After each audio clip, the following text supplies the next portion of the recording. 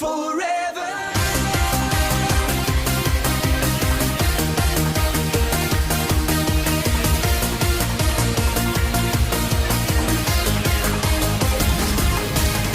Come on, baby, light my fire. Ready for the show. Shake your booty, feel the music. Please don't ever go. I don't care, I'm so excited. Now I feel so free. Paradise into your eyes, so let it be. All the time, I need your shiny smile. Tonight I'm really gonna play. You know that life is just a game. Forever young, we're all for one. Forever love and fun, until the morning sun. Forever.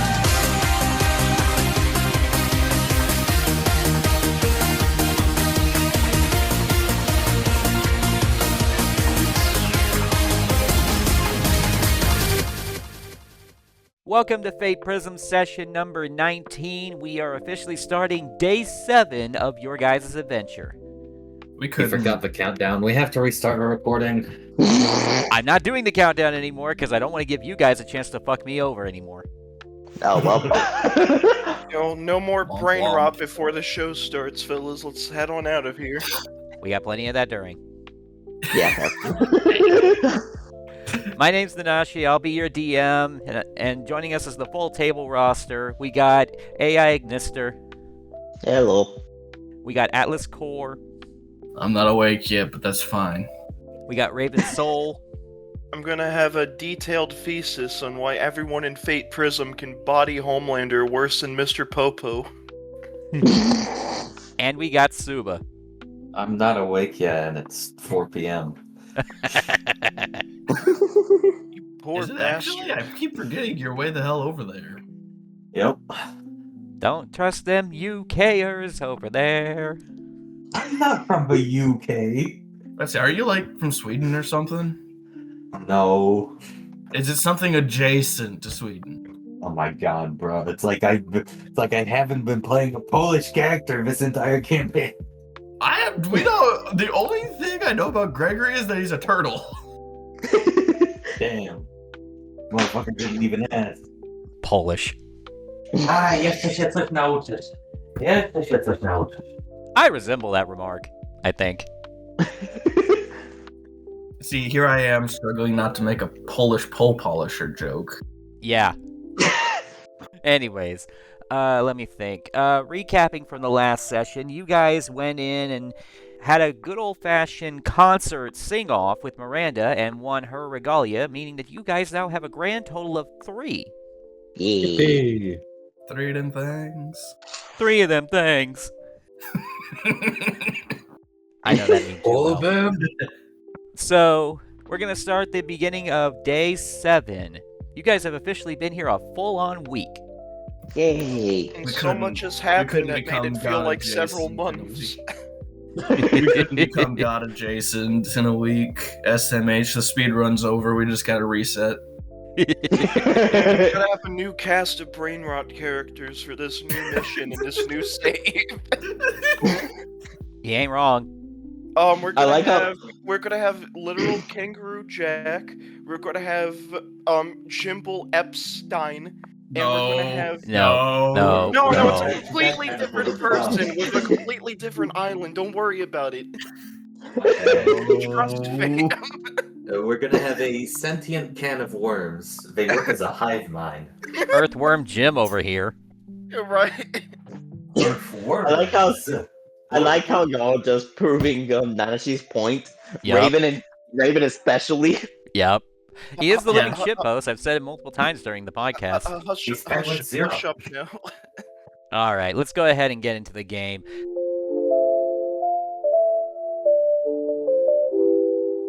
So it's first thing in the morning, and kerthunk, the newspaper just arrived at the front door. Who the fuck is waking up first to grab it?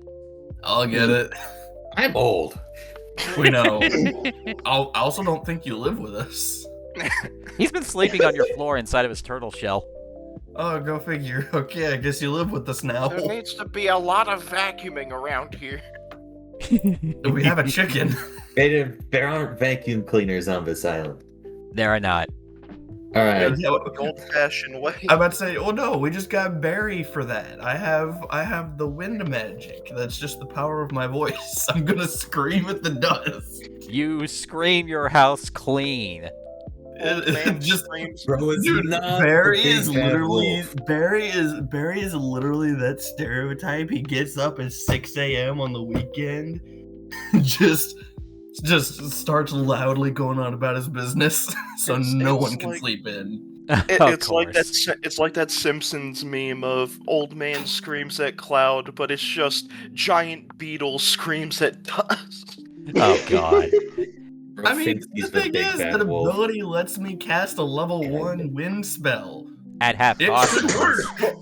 I just open the door and go, I've been ignored and it's gone. twice now. You are a living dustbuster. Dang. Yeah. Oh god, I gotta love it. So anyways, the newspaper just arrived at the front door, and Barry ran down to grab it. Who's waking up next? Me. I want to joke that probably Gregory wakes up next when Barry trips over his shell. You know what? That's a fair point. Because I'm not used to him Yeah, being in I our know fucking that. floor. Huh? Oh, Barry. Boom. The foundation cracks. Yeah. Yeah. Gotta watch your step, big guy. I'm not used. I'm not.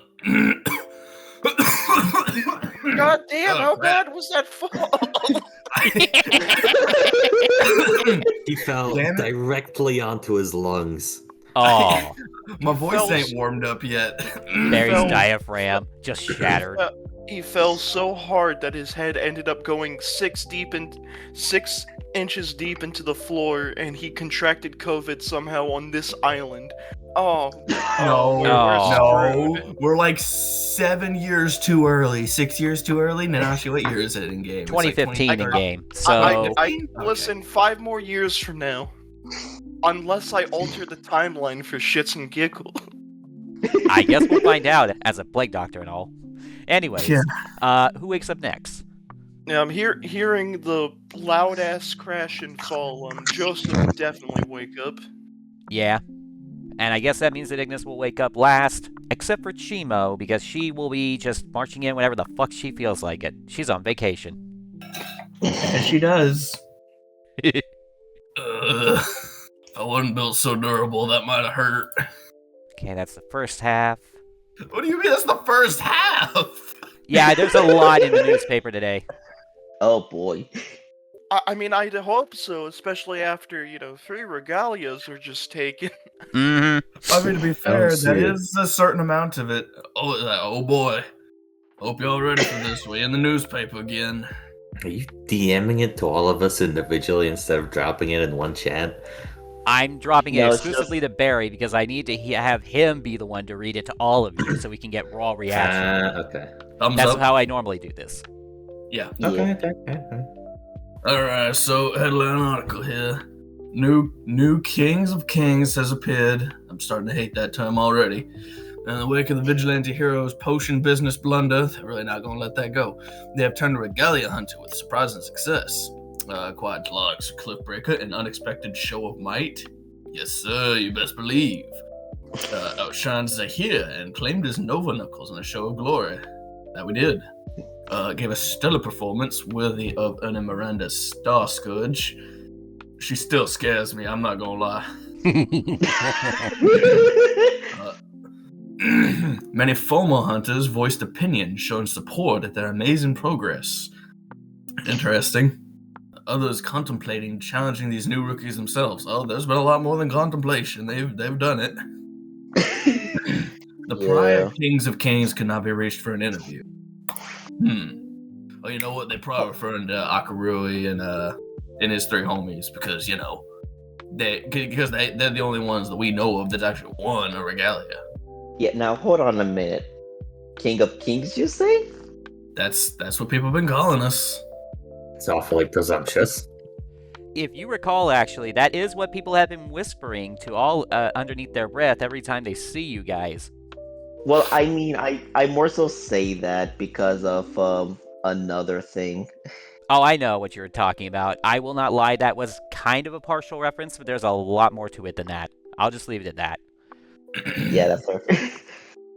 All right, let's see what we got going on here. Next article: wood production to resume Friday. The resolution of the Black Demesne incident has allowed access to the forest's plentiful wood supply for the first time in over a year. Notable difference in Cassius' attitude towards lumberjacks. Quote, more amenable, less creepy. Also, quote, doesn't seem to care anymore. Wonder what that means. I wonder what it was like before. If this is less creepy, then I wonder what Cassius was like before. Remaining lumberyard work. Excuse me. Ugh. But when I fell, I stood up all the dust in here. Remaining lumberyard workers notice a new cabin in the forest where Cassius' former cottage once sat.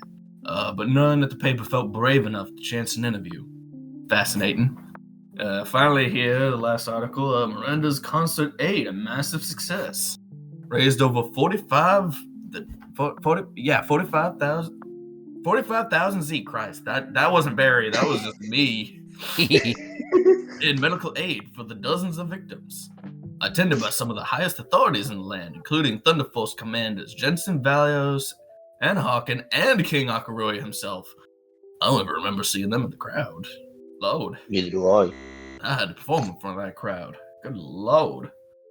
Heroes of the Black Demesne incident paid a visit, stirred immediate controversy. Yeah, go fucking figure. After a bold speech from the team leader, not their words, not mine. I did not say that. This is equal rights as far as I'm concerned. You're not the leader. And endorsement from several citizens of the island, including Miranda's own son, public opinion swayed near immediately. Now, I will say, I am the public relations specialist of your bunch. I'm not the team leader, but I am the public relations specialist. At hearing this, Joseph will... Because upon waking up, Joseph would have been, like, freshening up, so now he's properly coming down the stairs. And he will respond to all this. I'll be honest with you, I don't think we really need a team leader when we all round out each other pretty well as is. Exactly. Fully agree. This is a democracy right here. Barry's morale support, I'm the more experienced one. Ignis is his own Robin Hood archetype. And Suba's one... Greg's... Who's Suba? Shut up, that was sorry. Sounds like some handsome guy. I didn't know. Yeah, I think I get it. Can I got an continue upgrade. He after can that see fuck through up? timelines. All right, guys. Let him finish. Yeah, sorry, fucking verbal mistake. And Greg is one hell of a spell slinger. So, public opinion swayed in immediately, and he had a daily staff offers public apology. After the potion incident, the article sparked an outcry and resulted in the latest vigilante heroes being ousted. Many people realized they were swayed by poorly framed handling of the situation. Newspaper photographer Stan, the gopher, gives a heartbreaking account of how his photos were used so poorly.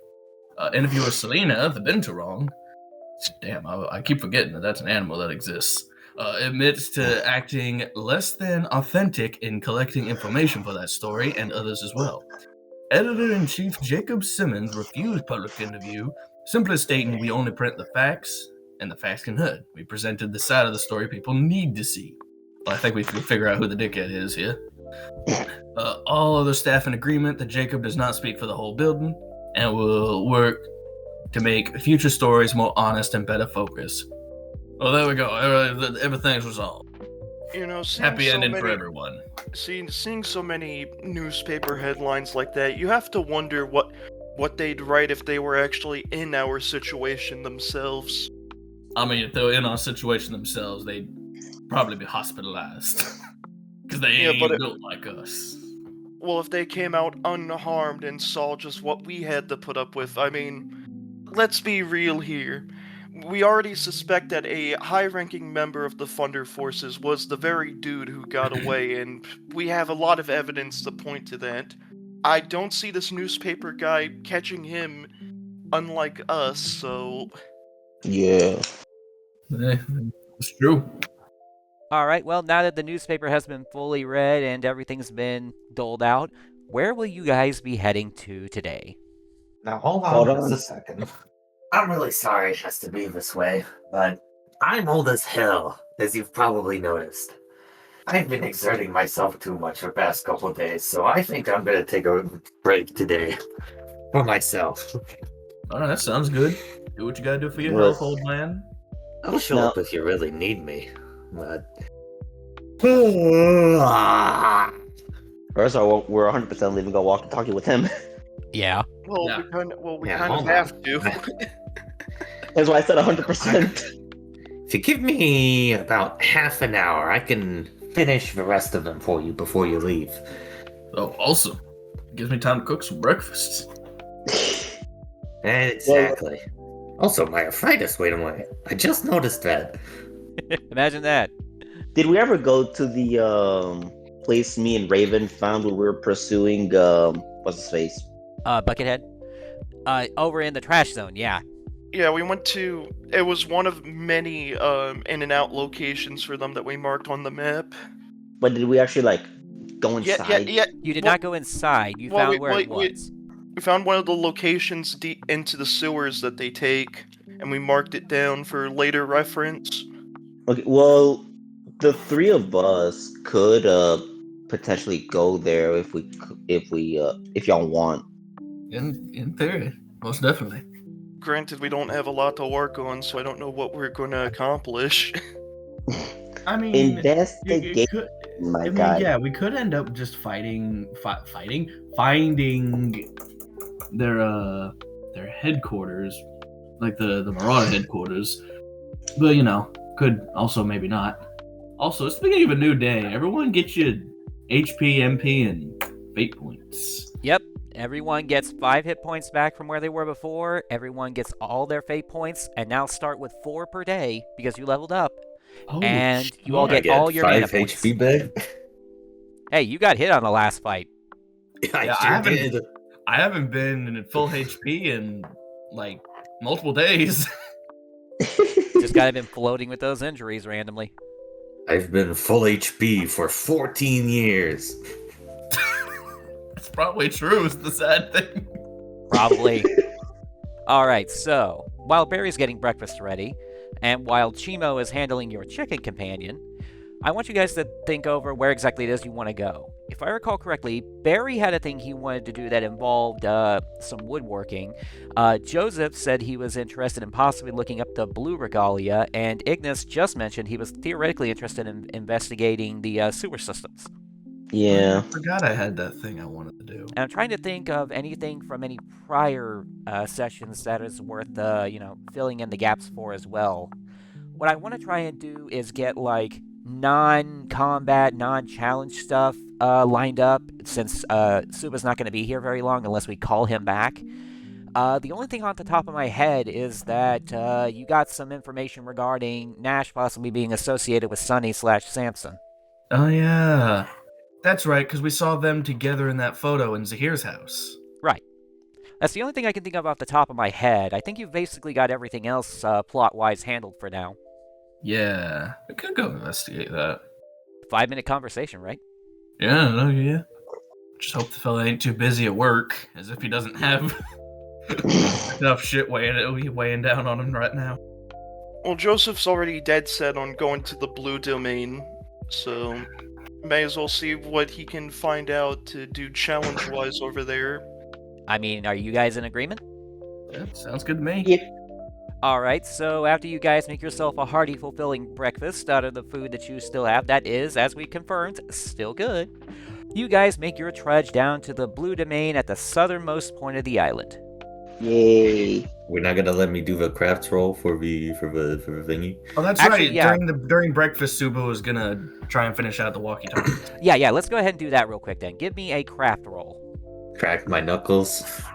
Ooh. Can I get a technical tinker reroll? Technical Tinkerer, you're good with technology, spend your fate point. You gonna reroll or add Okay, 2? wonderful. Reroll. Okay, go for it. There you go. Better. Man, now that's quite a bit better. It's quite a bit better. Yay! Alright, so the threshold I set beforehand was 3 to get them fixed the first time. By now you would know how to fix additional ones, so I'm just gonna say you got all of them up and running. There we go. Yippee! Which means you now have 5 functioning walkie-talkies. Awesome. One for each. Yippee! Yeah, we even got one for Chimo. Which means the second you guys have any inkling of going down to the Grey Demesne, she's going to magically appear.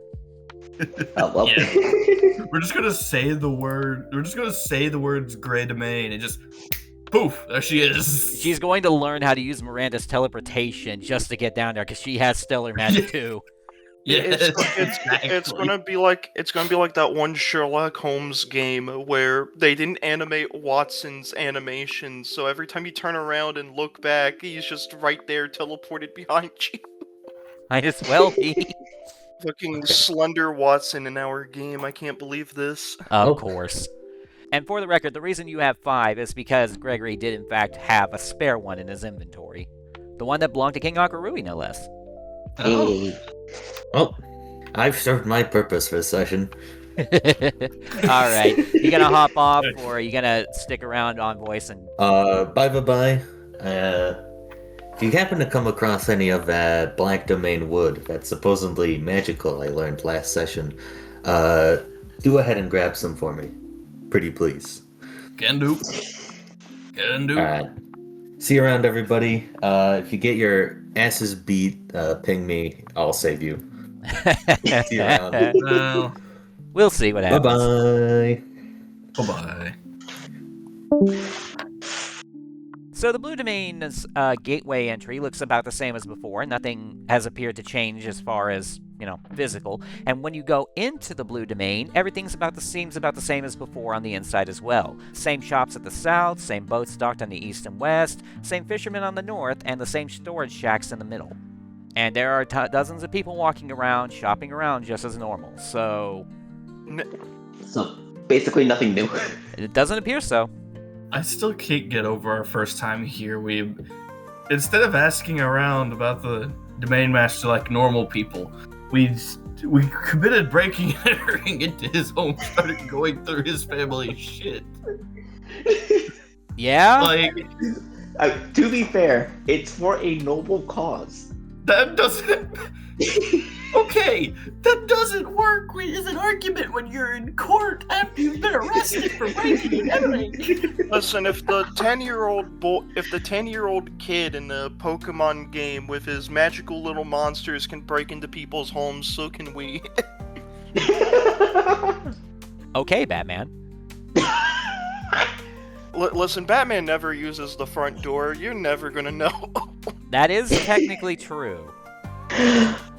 Alright, I'm trying to think if there was anybody that you actually talked to on this island that you could probably, talk to again. We talked to the fisherman. I mean, there was that one fish captain what took us out on his boat. Oh yeah, Gallon. And then there was also Klein, the guy who ran the shop. Yeah. The guy who sold you that blue ring at half price. Yeah. Man, this would have been so much easier if you guys had just bothered to walk around and talk to people. Listen, there was a lot going on. We had the mindset of, yeah, let's help Don look for his daughter. And then the news came up that she was found, but technically not. It was like... God damn it. Alright. You set us up on that one. I think we set ourselves up. Let's be real here, Chief. Uh-huh. When do we not? Yeah. True. We saw one hell of a plot hook. You can't fucking blame us. Oh yeah. Alright, so you guys just gonna walk around? You gonna try and find one of the 2 people on this island you spoke to? Well, as we do look around, Joseph is going to strike up conversation, because why not? Alright. Random individuals. Yeah, well, primarily to the 2 of you as you're following me around. Oh. Look alive, we're here to ask around what kind of challenge I could do for good old Don. Because recalling that harpoon of his, I am quite interested. Can you swim? Well, I would hope to after the many battles I've been in, Chief.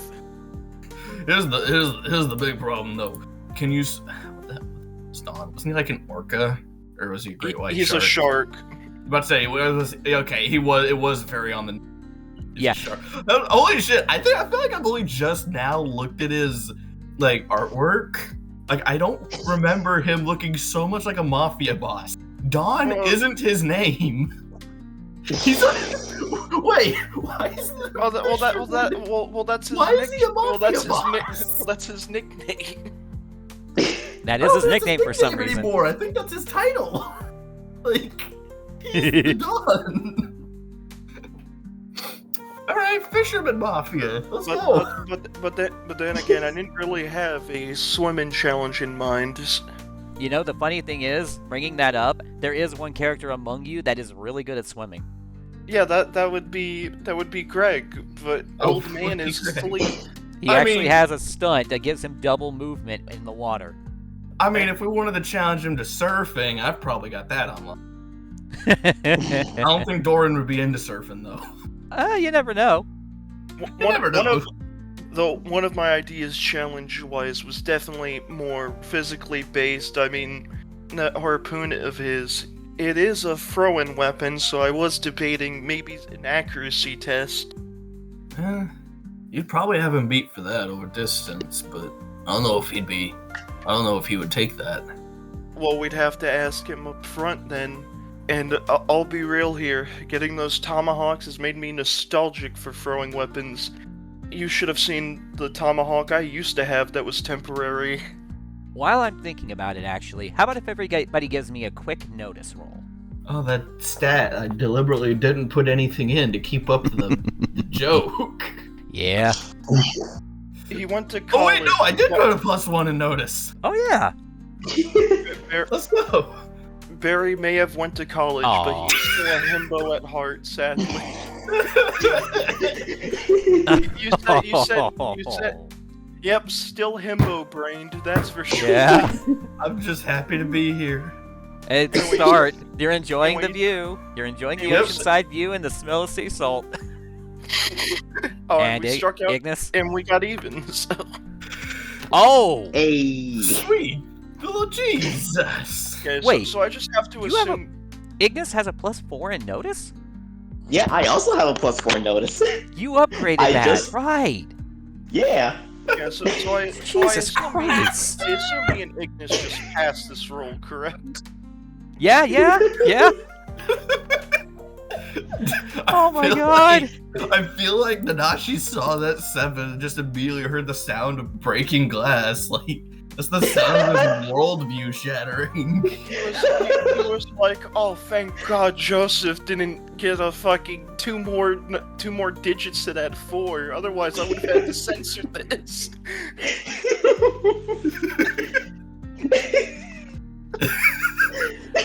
Oh my god! This is so weird. I'm so used to Joseph outshining all of you in notice rolls. This is fucking weird. You know what? I mean, the dice ain't funky like that. That's the beauty of RPGs, am I right? Your expectations I mean, are always Nanashi, going to be think about- shattered even when you're gone. I mean, Nanashi, think about this. If I had rolled 4 pluses, I would have beat Joseph's notice. That's fair. That's fair. It is possible. It is. I can't breathe. Oh my god. I feel like this was way funnier than it had any right. It was. It was. And we got a very funny brain rot too in the roll history. Yup. Oh man. Alright. I'm already looking Yeah, fair. Anyway, I assume this is going to interrupt Joseph's tale, so let's get this. Yeah, I already sent it to Ignis. Look into your DMs. The god is trying to notify you about your car's extended warranty. Oh, See, fuck this is you. why I never set myself to do not disturb. Ignis, you must subscribe to Credit Karma. It's the only way. Stop. Ugh. Anyways. Okay. Let me compose myself. Because like my cheeks are hurting from all the smiling. Compose yourself. I said compose. It sounded like you said compulse, and I had to do double. You're just bouncing Ignis back to your hand to play a new character in the middle of the Funny. session. All right. Let him breathe. Okay, I think I'm good. All right. While he's looking around, he notices the other people looking at everyone in the group. Staring. Yeah, He's trying to say they're staring at you as you walk by. yeah. I just got nothing to say. I think this. But I'm not thinking straight. It's fine. He's thinking about Miranda. Yeah. Then again, I reckon that's about as straight as you could possibly get. Yeah. At least in his case. That Griffin Because we know has to be Miranda ain't hitting him fully. hard. All right. Jesus. Well, Go as ahead. Joseph is about to have his nostalgic tale in regards to said tomahawk, he's going to pause, pat Barry on the shoulder. Weird. I don't recall everyone looking at us this way the last time we were here. Oh, you know what? I guess you're right. We are getting some odd stares. I mean, a fair amount's changed since the last time we was here. Everything looks No. relatively the same. Does it look like I'm guessing. hostile? Are they like hard stares? Are they surprised? Are they in shock? Actually, everyone is grinning. That's creepy. Everyone's staring at you with knowing grins. Is there like, oh, okay, they probably think we're here to challenge the Dawn, and they're excited to watch. Yeah, and speaking of which, in the background, you hear somebody suddenly start chanting, Dorrin, Dorrin. Oh, And then suddenly Yeah. everyone around you starts getting in on this weird little chant. And it just keeps getting Yes. louder and louder. And Ignis, you see a tall figure approaching from the central storage area. something tells me that they might want to see something. Yeah, I think we've been had. Yeah. The crowd is slowly starting to part, and you see a very tall white owl woman with hair feathers draping down along her shoulders, eyes of vibrant purple, coming straight from what you recognize as Dorrin's house. Who is this? Actually, wait a minute. I have a terrible suspicion, and I'm a little terrified. Hey, Nanashi. Yeah? Do you remember when we accidentally broke into Dorrin's house and went through his family photos? Uh-huh. Does this individual look familiar, per se? You do actually recognize this figure. It is one of the owl people in the photos. Guys, I think I think we're getting sicked on by Dorrin. I have a sneaking suspicion. Allow me to tell you all about the story of the sharks and the owls. Very educational stuff. Ignis already knows. Alright, anyways, she's in an eye-catching deep violet dress that almost matches the color of her eyes, and once the crowd officially parts ways and reveals her, you see that her right arm is looped around the left arm of the man of the hour, Dorrin. Barry takes off his sunglasses to be polite. And this time, he's wearing a double-breasted deep blue suit, complemented with a red pocket square to match the red tie against his bright white dress shirt, and a matching blue fedora with a red hatband. He carries his harpoon in his free right hand, walking with it like a walking stick that is just a little bit too tall for him. He really is a mafia boss. I can't get over this. Like, I don't know whether to be impressed, scared, or some combination thereof. Why not both? Por qué no los dos, indeed. Yeah? Everyone is quickly moving out of the way for the two of them, the chanting slowly dying down, and when they finally reach your group, Dorrin slams the butt of his harpoon onto the dock, getting everyone's attention. I owe you all something. Something I should have given you when you first came. Oh? Yeah? He hands his harpoon over to the owl lady on his left for a moment, and then extends his beefy right hand down, offering you a handshake. My name is Dorrin Dodici, and I welcome you to my domain, Kings of Kings. Ignis just accepts his handshake. I assume we're all going in for it, like, at once. Probably, yeah. Given that his hands are about the size of Barry's, Is Barry gonna give him the signature?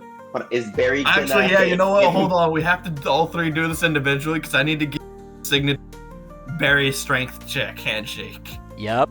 Yeah, you do. What's up? Triple handshake that shook the heavens.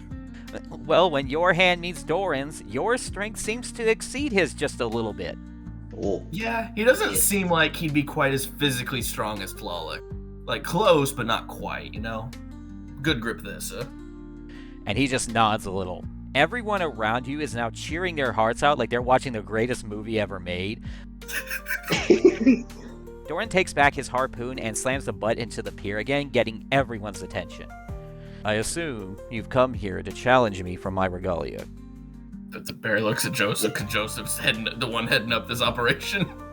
Joseph will first take off his mask to stare Dorrin face to face properly. You bet I did. Then may the tides of victory be ever in your favor. And everyone starts cheering all over again. These people are excited. They are easy to excite. Clearly. But then he slams that butt of that spear into the dock a third time, getting everyone's attention all over again.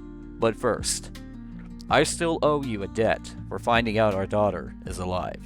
Before our challenge, would you join me in a meal of the finest seafood our domain has to offer?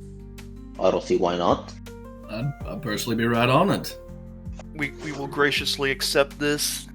The entire south side of the domain suddenly gets up in a frenzy. In a matter of moments, a long table and several chairs have been produced, white tablecloth and everything, as well as plates and silverware, and someone's even pouring glasses of wine for everyone. I'm gonna lean down to the homies and just kind of whispers, I can't help but feel like we might be a little bit underdressed for the occasion. Gee, you think? Now, from the east and west docks, you can hear so much sizzling and get so much smell of the distinct scent of fish cooking, several people grilling a different type of fish for anyone's selective appetite. They've got groupers, flounders, tuna, trout. The entire wharf is engulfed in the biggest fish grill imaginable. And Dorrin is already ordering one of everything. Of course. My man. And from the north side, you see multiple people walking down to meet you carrying instruments led by Gallon. Huh. Damn. He's followed also by a few women dancing to give something of a visual spectacle to complement the meal, which Dorrin is too busy to notice because he's busy pulling the chair out for Oladina to sit beside himself at the head of the table.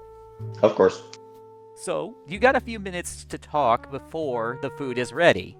You guys have anything you want to ask him about or talk to him about? I got nothing. I'm intimidated. Like, as a player, I'm intimidated. Like, Dude, this guy owes you a debt. He's not going to fight against you. yeah, I know. You know how scary it is when a Mafia Don owes you something? I mean, that should just make you feel more honored and ecstatic because you've done something to keep the goddamn mob off of you. Like, it could be worse. You could be in a body bag. Yeah, I mean, they could certainly try. I mean, getting the favor of a Mafia Don is one hell of a rite of passage when you think about it. Yeah. Exactly. It's quite a large feast, yes, but it's honestly understandable given the circumstances. I repay my debts as they are owed, if not then some. And for my daughter's knowledge of well-being, I am more than willing to overcompensate. Trust me, like I said, I can relate to that regard. You are a family man yourself? I had a wife in the barracks, but ended up losing her during our final mission together. I had a daughter as well beforehand, but we sadly had to say goodbye while in service, hoping that we'd be able to find her and reconnect once it was all over. My condolences. My wife and I also met through work. Oladina here is the CEO of Diadem's timber industry, but with Cassius's forest shut down for so long, she was out of work. She found her way here, took up a job as a fisherman, and the rest is history. Oh, so this is recent. Yes, although I had adopted my daughter much before we had met. Mm-hmm. I see. He reaches into his pocket and pulls out a photo and lays it on the table for you guys to see. You look through the entirety of this man's photo album inside of what is obviously his daughter's bedroom, And in those photos, there's not a single instance of him smiling. In this one, there is. Alongside his daughter, Vivid, who is a black and white wolf girl whose whites of her eyes are a blatant crimson red.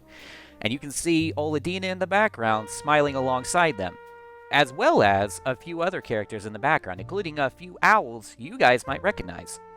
Oh? Yeah, if you take a look in that photo specifically, you can see Awar and Mallory in those photos as well, from the movie theater. I had a sneaking suspicion when you said a couple owls we might recognize.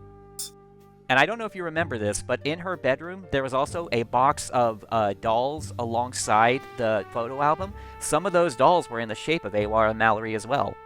I think I vaguely remember that. Had a feeling. Yeah. It's a very nice family photo you got there. If you don't mind my asking a prying, what could you tell me about these two owl individuals in the background right here? I adopted Vivid about 10 years ago on Halloween. The masters were gathered around the capital handing out candy to the children. When the children from the orphanage came by, I caught sight of this small little wolf girl who had just turned 5 years old, and something in those eyes called to me to adopt her. And ever since then, the two of us have gone on some strange, I hesitate to call them adventures, but along the way we met Awar and Mallory, and they became some of her earliest friends. I see. Barry makes a small note, just kind of under the table, so no one notices. I will admit, despite the loss of never being able to be an actual father figure myself within my own child's life, I did manage to see a glimpse of her in her 20s after some journeys after that final mission. She definitely took after her mother in that regard. And let me tell you, my wife was the most intimidating force on that battlefield, and we had a lot of intimidating forces and factors to deal with. Never gonna get another woman like that. As I can never find another woman quite like Oladina. And she just elbows him in the ribcage, and he doesn't even look like he flinches. It's actually funny, one of our first days here on the island, when we went to see good old Miranda, she tried her flirting tactics on me, and I just told her I'm a well-spoken for man. Even if I'll never get to embrace my wife again, I'm going to remain loyal no matter what. I respect you for that. Especially in the face of Miranda, of all people. My sister is not... Well, there is no nice thing that I could say about this particular subject that would go over well at the next dinner party. I get what you mean, but me personally, when you meet a woman who can mangle and tear apart a Nazi with her own thighs, well, no one's really replacing all that. I feel like she would have gotten along well with my daughter, Vivid. Vivid was a very skilled assassin. She took to the task relatively quickly. She was an expert when it came to throwing knives. That has gotten Ignis's attention. In fact, before she disappeared, she was the original knife thrower down at the circus. I believe it's still ran by a man named Victor. Ah, yes, we're quite familiar with Victor. I have not spoken to him in some time. Is he doing well? He does seem to be. His circus is pretty well performing. He has acquired a new knife thrower, though not quite as skilled as your Vivian, I don't believe. And I actually made a deal with him not that long ago. He helped me with some of my magical expertise, and in exchange, I'd tell him I'd do a few strongman shows in his circus. I would advise you stick with him. He is a very affluent man. He will pay you well for your work. I will admit, the more we talk about our own daughters, I feel like they also would have been best friends as well. I'll never forget when I finally got a hold of the woman she became. These two guys were trying to barrage her, catcalling her, harassing her, and whatnot. And as a father, that typically is quite the zone that gets you mad, but she... All I'm gonna say for subtlety's sake, those two guys are never gonna have kids of their own, nor do any of those things ever again. Jesus, Joseph. What can I say? I knew it was my own when I saw how she handled them, just like Laura did. Hold on, I need to talk to you as a player for a minute. Are you shitting me right now? Is your character's deceased wife's name Laura? Yes. That's We've been my over mom's this before. name. We've established this. I mean, hell, it's also the name of the sniper rifle he has because it used to belong to her. I mean, I just don't remember covering this, but like, that's my mom's name. Funny. God. I feel like my mom would 100% castrate some people. Like, that feels accurate. She's not Russian. Listen, She's from South listen. Carolina, but Listen, badass Russian woman who can Sonya Blade some Nazis with her bare legs. I don't know what else to tell you.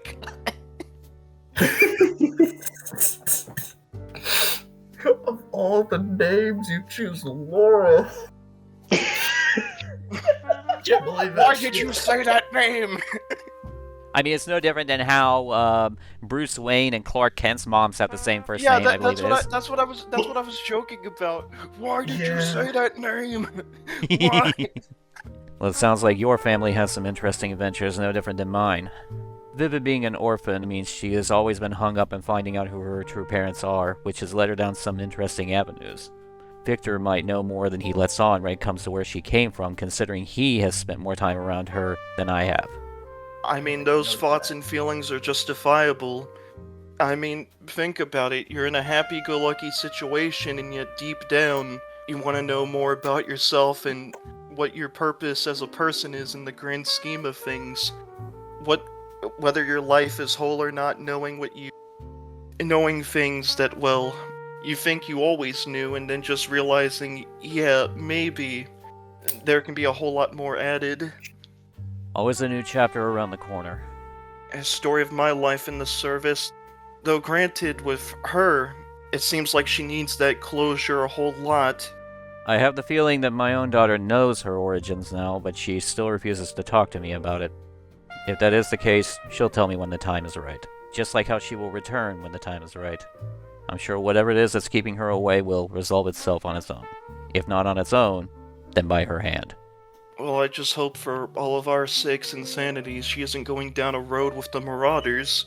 You see his eyes just shift and immediately lock onto you. Granted, I don't think she'd be that kind of person to do so, but as fathers, we have to be mindful of any possibility in life, as much as we hate to admit it ourselves.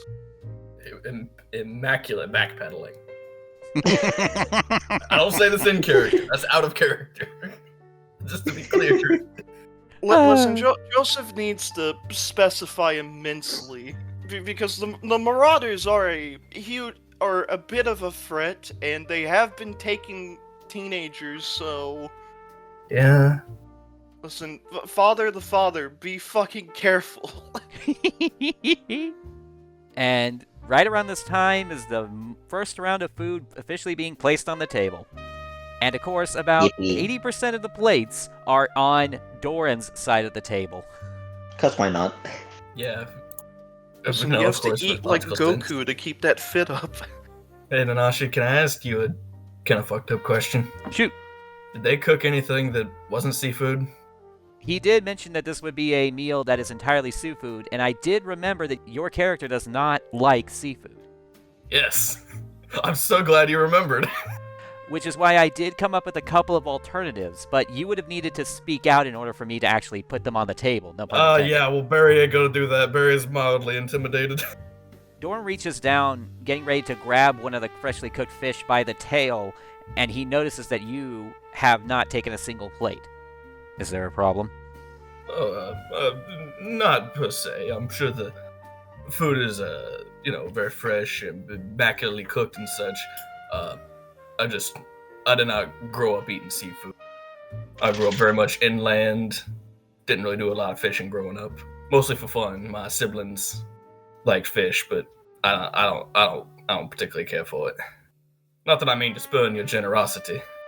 He squints at you a little bit, then raises a hand and whispers to one of the nearby people. If that is the case, there are plenty of oceanside fowl that we can cook as well. If it would not be troubling to you and your chefs, I would be incredibly appreciative. He turns to one of the people who just brought a fresh plate and mentions, "Bring this man a freshly cooked duck." And in the meantime, while he's doing that, Dorrin's going to go ahead and begin eating. Now, Oladina beside him has picked up a knife and fork and is very delicately eating it like she's at a fantastical restaurant, but Dorrin is doing the good old-fashioned grab it by the tail, munch it at the tail tip, pull back out the ribcage, and move on to the next one. sorry, I had to in general chat. Damn it, Raven. Because he's like, get him, cook him up some duck, and I'm just thinking he's gonna be like Iroh with that roasted duck cheese. You will teach me the advanced sets. Fine. Just as soon as I finished my roast duck. In the meantime, Oladina just stares at him and just goes, I despise you being such a competitive eater. And Dorrin just stares at her, chewing on a fishbone. Speaking of competitions, for that matter, what else would you say he's practically good at aside from eating? And Doran's eyes immediately lock onto yours. Are you fishing for an alternate challenge? I mean, might as well. I'm sure there's an abundance of other competitions we could think of. For the first time since you've been here twice, you hear a wave crash against the side of the dock, and everybody is staring at it. This entire ocean has been relatively calm for as long as they're aware. You caught Doran's attention hard enough to cause a wave to crash. Oh. Oladina, however, has put down her silverware and is smiling at you. Well, he is a competitive eater, a competitive swimmer, and a fairly good wrestler. No.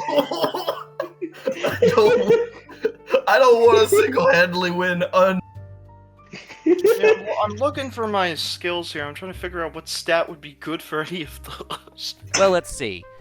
For competitive eating, you could actually put that under physique. For wrestling, that would also fall under physique, although we could probably label that as fight as well. And for swimming, that would fall under drive. Oh no. Except Ignis can't swim. And Barry can't participate in an eating competition with fish because he doesn't like it. If he even made the attempt, I'd have to put a penalty on it. Yeah. And my stats for all of those aren't exactly noteworthy, I will admit. You know, it's so funny to me that for the weeks leading up to this session, you know, whenever me and Nanashi talk about fate, because we do talk about it between sessions a fair bit, I was like, you know, I feel a little bad that I've kind of made myself the spotlight for 2 out of 3 of the Regalia challenges. I'm going to step back. Raven wants to go, because he was like, we were talking about plans for future sessions. He was telling me some of the things you guys wanted to do, and I'm like, okay, yeah, I'm going to take a step back, you know, let them do the stuff. And now here we are, where the logical option is for me to take this man in a wrestling competition. Or I could find another alternative. You could. If I was to assign a fishing challenge, would Notice work there? I mean, for that matter, you could just make it a shoot challenge and just ask someone for a harpoon gun.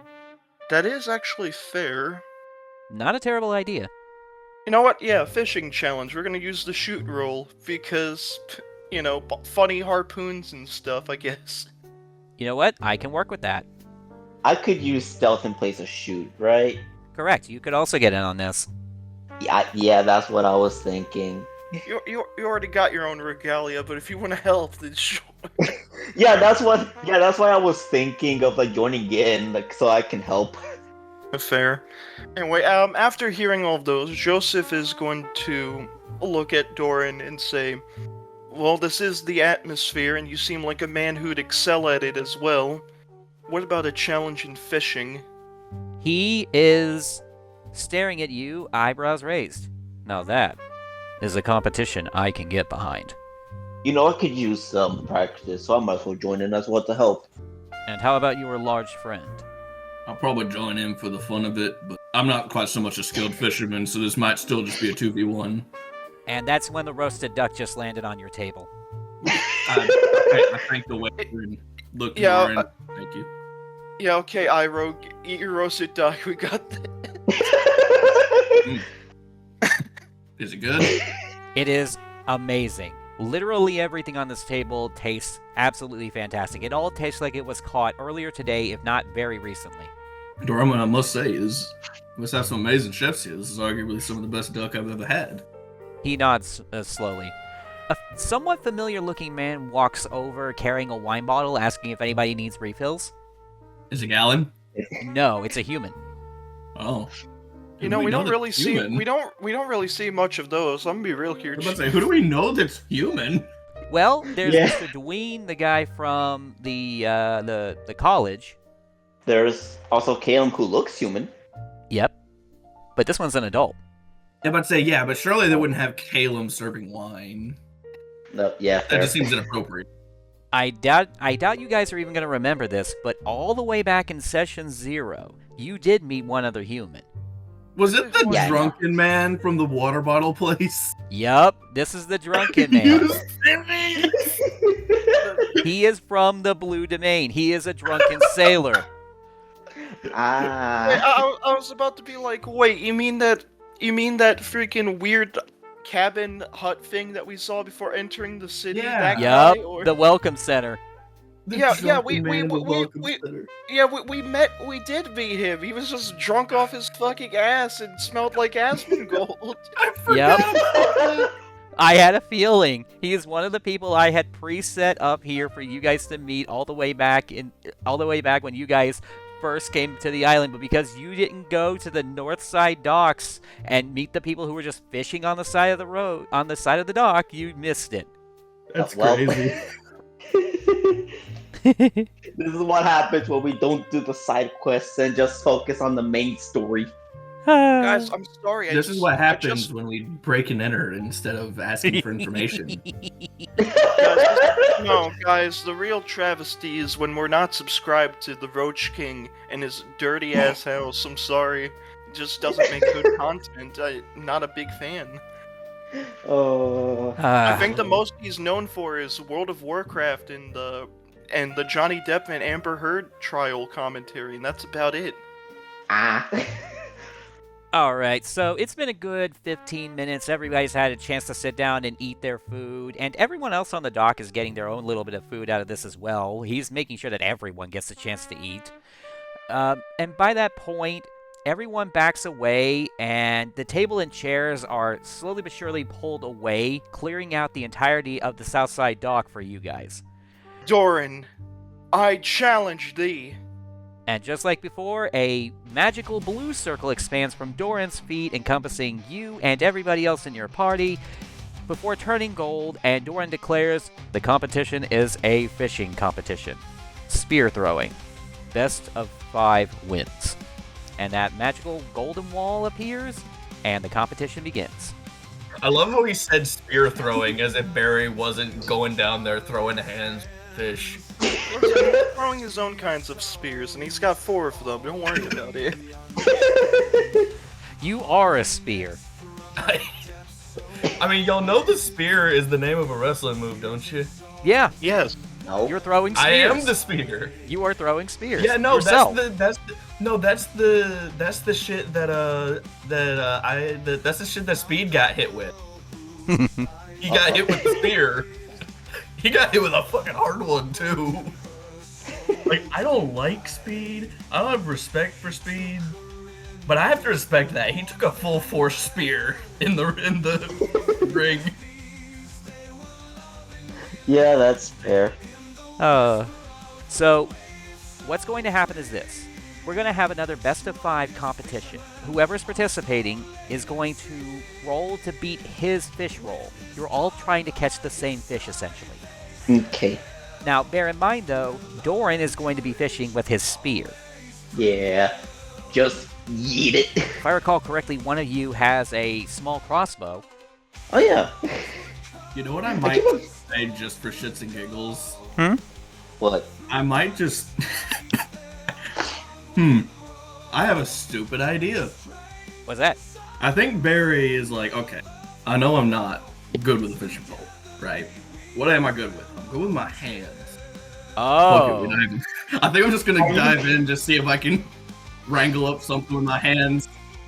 I mean, I'd assume for a challenge like this, they'd also just have, like, spare harpoons on the side somewhere.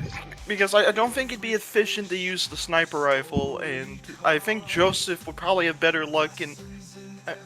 If we're talking about preserving the fish, of course, like Cook, I don't think bullets are gonna be helpful with that. Not really, no. So here's what's going to happen. You can use fight or shoot or stealth for any of these attempts, because throwing weapons falls under all those categories, which means that Barry, you can help out too if you want. Hey, can I use physique since I'm wrestling them? That's a joke. Don't take that seriously. That's a joke. Anyway, Joseph is going to pick up a spare harpoon gun that's definitely to the side somewhere and get ready. That's fine, you can use a harpoon gun, or you can just throw him by hand like he is. And Ignis is gonna pull out his crossbow. Well, I would, but I only have 3 tomahawks, Chief, unless we got a receiver who can throw them back. I mean, I'm gonna be in the water. Well, I was going to say, there's actually a basket of harpoons. He's not going to give you a challenge and not give you the ability to do your absolute best. Okay, fair enough. Know what? Yeah. If I want to do the flare, I'll fucking use tomahawks, but I'll use the normal harpoons instead of a harpoon gun. Alright, well, he is going to be making fight rolls, and you guys are going to be making fight, shoot, and stealth rolls as needed. Sound fair? Yeah. I'm primarily going to focus on shoot, so let's do this. Alright. First roll. Beat a 7. You know what? My fight is +4. That is a 6. Oh, that is. That's so close. Okay. Oh, Nanashi, you Let's didn't see. really specify. Is this like a best of 5 or what's the deal? I did say it was a best of 5. Okay, gotcha.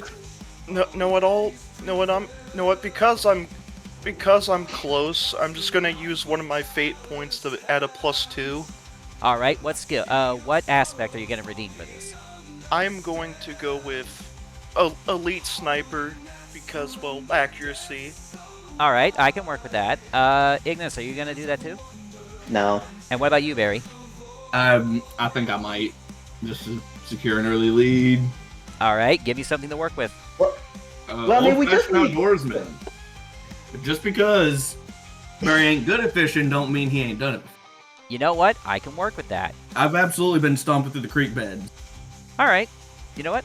That works for me. So that's 2 people who have gotten 1 over him. Yeah, and also we just need one person to win this, right? Correct. Okay, then that wasn't even necessary. It wasn't, but hey, the more opportunities you have to win, the better off you're going to do. Yeah, See, here's no, the other thing. all right, no. Barry had a side idea about it. If we catch a lot of fish, like we catch more fish than was used in the banquet, we're gonna be even further in his good graces. That's actually not a bad idea. So here's what happens. All of you spot a swordfish swimming by at the exact same time, but Barry, I believe you said you were going to try and physically wrestle it? Yeah, I'm just gonna try and grab the bitch and drag it to the dock. Yeah. Okay, so here's what happens then. In order for that to make sense, Dorrin and Ignis will have thrown their spears into the water, but Joseph will have pitched his ever so slightly faster, and Barry, you would have full-on yeeted yourself off the dock with enough speed to outspeed a harpoon hitting the fish, so that you and Joseph would have grabbed it at the same time. All right, more proof that Barry can beat Homelander. Yeah. I'm pretty sure I could beat Homelander at level 1. Yeah, I said more proof. Yeah. Yeah. Alright, and you suddenly see Dorrin raise his hand, and that harpoon that he threw that missed the fish levitates and lands right back in his hand. Barry just kind of nods into the water. We got Mjolnir over here. No, it's Mule Spear. Alright, roll number 2. Beat a 6. Okay, the light work. Fun. No, what? Assuming we're seeing the fish passing by, could I theoretically use Vulture Sign on one? You know what? I actually don't have an issue with that. If you want to spend the MP to give yourself a better chance, I'm willing to let you do that. Yeah, so it costs 1 to cast the Vulture Sign, so I get a +6 to my. I get a +1 to my roll, making 6. So this should be better odds. Oh, There you go. Oh, well. Alright, well, just like before, you see Dorrin pitch that spear with immense speed, and you somehow manage to shoot at it just before it misses. You manage to land a massive-looking flounder. Hell yeah. Alright, that's 2 for Joseph, 1 for Barry. And 0 for Ignis. Yeah. And I 0 mean, let's for be Dorrin. real here. Vulture sign usage. I have more uses for that than I do fate points. So let's save the fate points if we can. Yeah, not You're a not bad wrong. idea. Not a bad idea. Oh, beat an 8. Oh no. Okay. Oh, all right, Mr. Steve Harvey. You know the drill. I'm gonna cast another. Oh, okay. I'm gonna use one of these. Okay, Ignis, you didn't do too bad. Yeah. Oh, Jesus! Fucking no. This is the dark timeline. What the fuck? All right, so that means that Dorrin won that one. Okay, so I'm still in the lead. We still have a pretty solid chance. You got Yeah, 2 you more just- opportunities to win. Yeah, you just need one more. Okay, beat another 7. Okay, we know. I see. Damn. I Yeah. I'm gonna have to use a fate point to reroll that. All right, and what are you gonna try and argue this time? I'm gonna go with survivor account. Oh, that's not bad. Yeah. So let's Yeah, give me a First- reroll then. That's a 9. Survivor account, baby. Damn. That's it. We don't need to do the fifth one. No, you don't. Joseph won. Jesus Christ. You managed to hook that incredibly large-looking salmon straight out of the air. And Dorrin is impressed that you did such an incredibly good job. He just automatically concedes before the fifth shot. There's no need. It was a best of 5 and he got it. All right, well that was fantastic work. Yippee. I'm actually really glad you guys ended up waiting until at least like level 3 and 4 before you started these attempts because you were going to need all of those fate points. Oh yeah, Oh, 100%. absolutely. I'm glad of all the fate points, it was survivor's account and not the accuracy reasonable one. I mean, the accuracy one did help a little bit, but the survivor one is the one that like won you the whole thing. Yeah, it was the jack of all trades that we needed apparently. Yo. But yeah, with that contest over, I assume Joseph will get back the spear with the big ass, what did you say, flounder that was attached to it? Yes. Well, you mean on the, wait, do you mean on the last throw? That was a salmon. Yeah, that's what I meant, the salmon. Wait, hold on. Does that mean I just ended up using like 4 shots of that crossbow? Yes. Okay. So you will Probably probably in need the to get, water. He'll see if he can't get your bolts back to you. give me a resources roll, see if you can grab them back. That's a skill I don't have anything in, so it's all up to the dice. Your That's a arrows are no. gone. I'm sorry, they're gone. Well, an attempt was made. Okay. I'm a pretty decent swimmer, but that's too far down. I can't hold my breath that long. I'm sorry, Ignis, I couldn't get all of your Exodia pieces back from that dastardly weevil. Okay, Dude. let me just. There, I have a single arrow to my name. Damn. Well, I guess I know where I'm gonna be going. Yeah. Dorrin sighs deeply and turns to Joseph and says, "You have, in fact, vested me in this competition."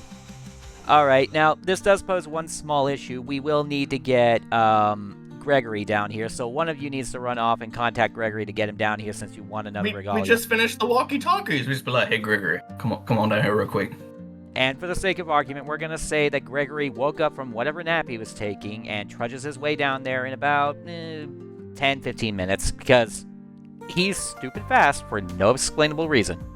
I mean, worst comes to worst, I just use my mystic megaphone into the walkie-talkie. Just wait.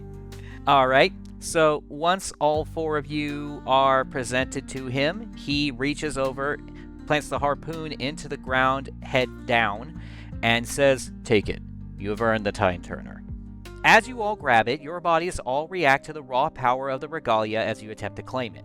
Your footing suddenly slips away, and you find yourselves free-falling toward the ocean and hit that water with a hard splash. Now, no matter how hard you paddle, you can't seem to find your buoyancy, and you sink deeper and deeper into the salty, airless abyss.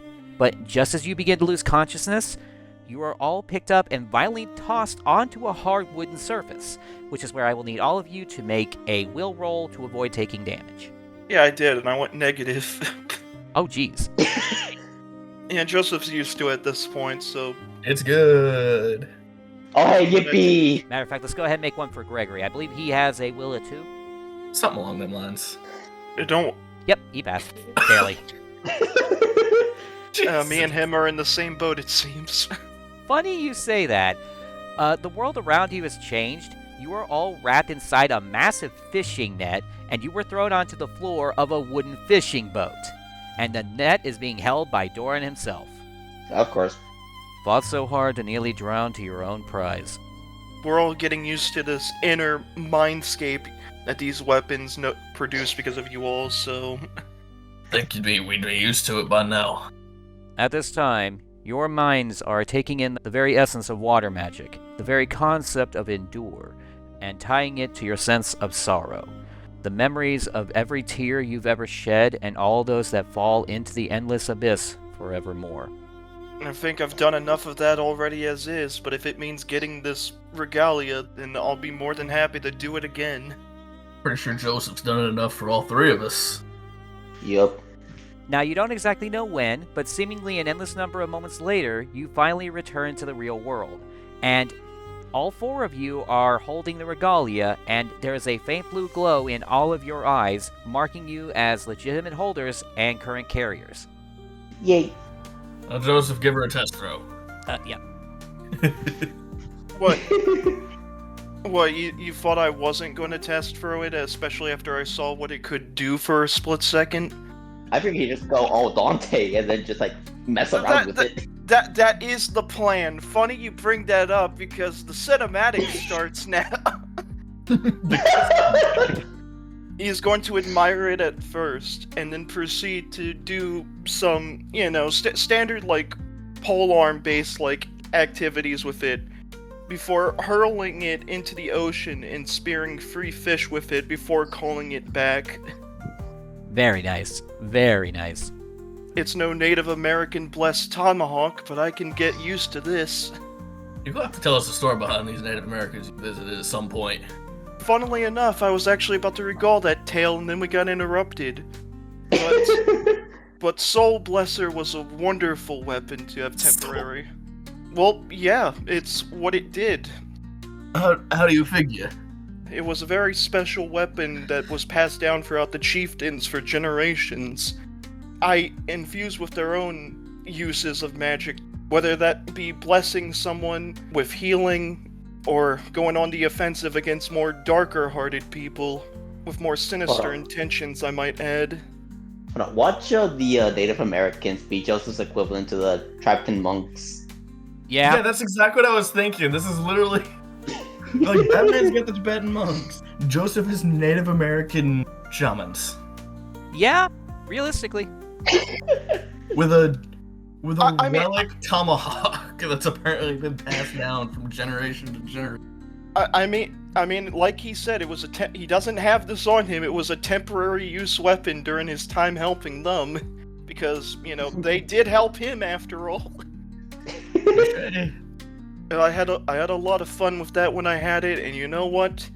Because of all those nostalgic memories and what this is capable of, I'm most definitely not letting go of this. Unless someone beats me, of course, obviously. Fair enough. Well, I have gone ahead and updated the Regalia page to include the new weapon. Shit, right. Well, time to navigate this server again. Oh, wait. Tide Turner, here we go. Yeah, considering Joseph is getting back into throwing weapons, this is going to be really helpful for him. I figured. Now we all have a regalia to use. You Except sure for do. Gregory. Oh wait, no, Gregory got. That's right. Gregory took Miranda's whip because you wanted nothing to do with that nonsense. I don't know. Just knowing what that whip was probably used for by Miranda, it just feels weird that Gregory's holding it. I mean, understandable, honestly. And as promised, I am also dropping in Dorrin's character sheet. I don't know. Maybe Gregory got around in his day. Maybe he was above point. Alrighty, now the $1,000,000 question, everyone. How screwed would we have been if we fought Dorrin straight up? +6 in fight. Sweet Jesus. Very. What's up? That's the answer. That's the answer. Very. At the very least, we managed to get the fishing competition on. Yeah. Oh, 100%. He's got advanced awareness too, so like if he somehow rolled a negative, he'd get a positive. I don't think this man is rolling a negative FG. Then copy magic. I see the gimmick here. Yeah, that too. He's on some bullshit. Wait till you see that final ability. Yeah, we got crashing away. Recover all hit points. Hold on, how many hit points? Natural That's kind of weapon. important. 30. He does not suffer dual wields disadvantage. These fists are permanently infused with hydro. At least we didn't need to fight him in the fucking water. If we had to fight him and he took us to his domain in the fucking water, not even Ignis is gonna outspeed it. Well, Yeah. Ignis can't swim. Well, Yeah, yeah, but if he could swim, because he's got to drive a 4, if he could swim, he'd be pretty good on the water, but nah. Dorrin's here to tell you to go fuck yourself. The only one here who even has the ability to swim well is Gregory, and he doesn't even have a drive score. Oh, wait, I thought he does. I thought He had has minimum. a fake Wait. drive score. He has a skill that emulates it. Oh. He would have had to spend so much mana just to stand a chance. Oh no. We would have been just okay, Nanashi. I have a genuine logistical question. Mm-hmm. If we had decided to just fight Dorrin straight up, would he have taken the fight to the water? There's a very good possibility he would have taken the fight to the water, yes. Oh well, I'm screwed. We're fucked. It's over. It's so joking. It's like the one advantage I think we would have had in that situation, because you know the funny mini Fulton, it's like it's now a reaction ability I can use, and I can hover in the air. Meanwhile, he's got Mjolnir, the spear, and it's like if I get hit once, he's gonna fuck. Dude, we would have gotten annihilated. Honestly, I feel like we would have went better fighting anyone else that we fought that we've gotten regalia from thus far. Like, Good choice. A good chance, honestly. maybe except Tlaloc. Hold on, I need to look. Okay, see, hold on. Okay, here's the thing. When this is all over, Natasha, we need to have a special episode of the podcast where we as players rate how difficult, like, where we do like a rating, do like a of how hard these fights would have been. Oh yeah. Based on your skill sets at that moment in time, I would have graciously told you exactly how kerfuckled each of you would have been. Yeah. Oh no. Yeah, we need to do like a tier list when this is all over. We have all of the regalia. Uh-huh. And we've seen all of the character sheets. Wait, hold on. So theoretically, what would have happened if I were to fight underwater? You would have probably started taking damage. All right. Okay. Here's the cool part, though. You would have taken damage for being in the water because you are a fire dragon. That's just makes sense. But because of the way that your new ability works, you would have been able to propel yourself through the water. I would have allowed you to treat it that way. Okay. We upgraded his dragon drive, so now he can propel himself through the air by infusing his feet with fire.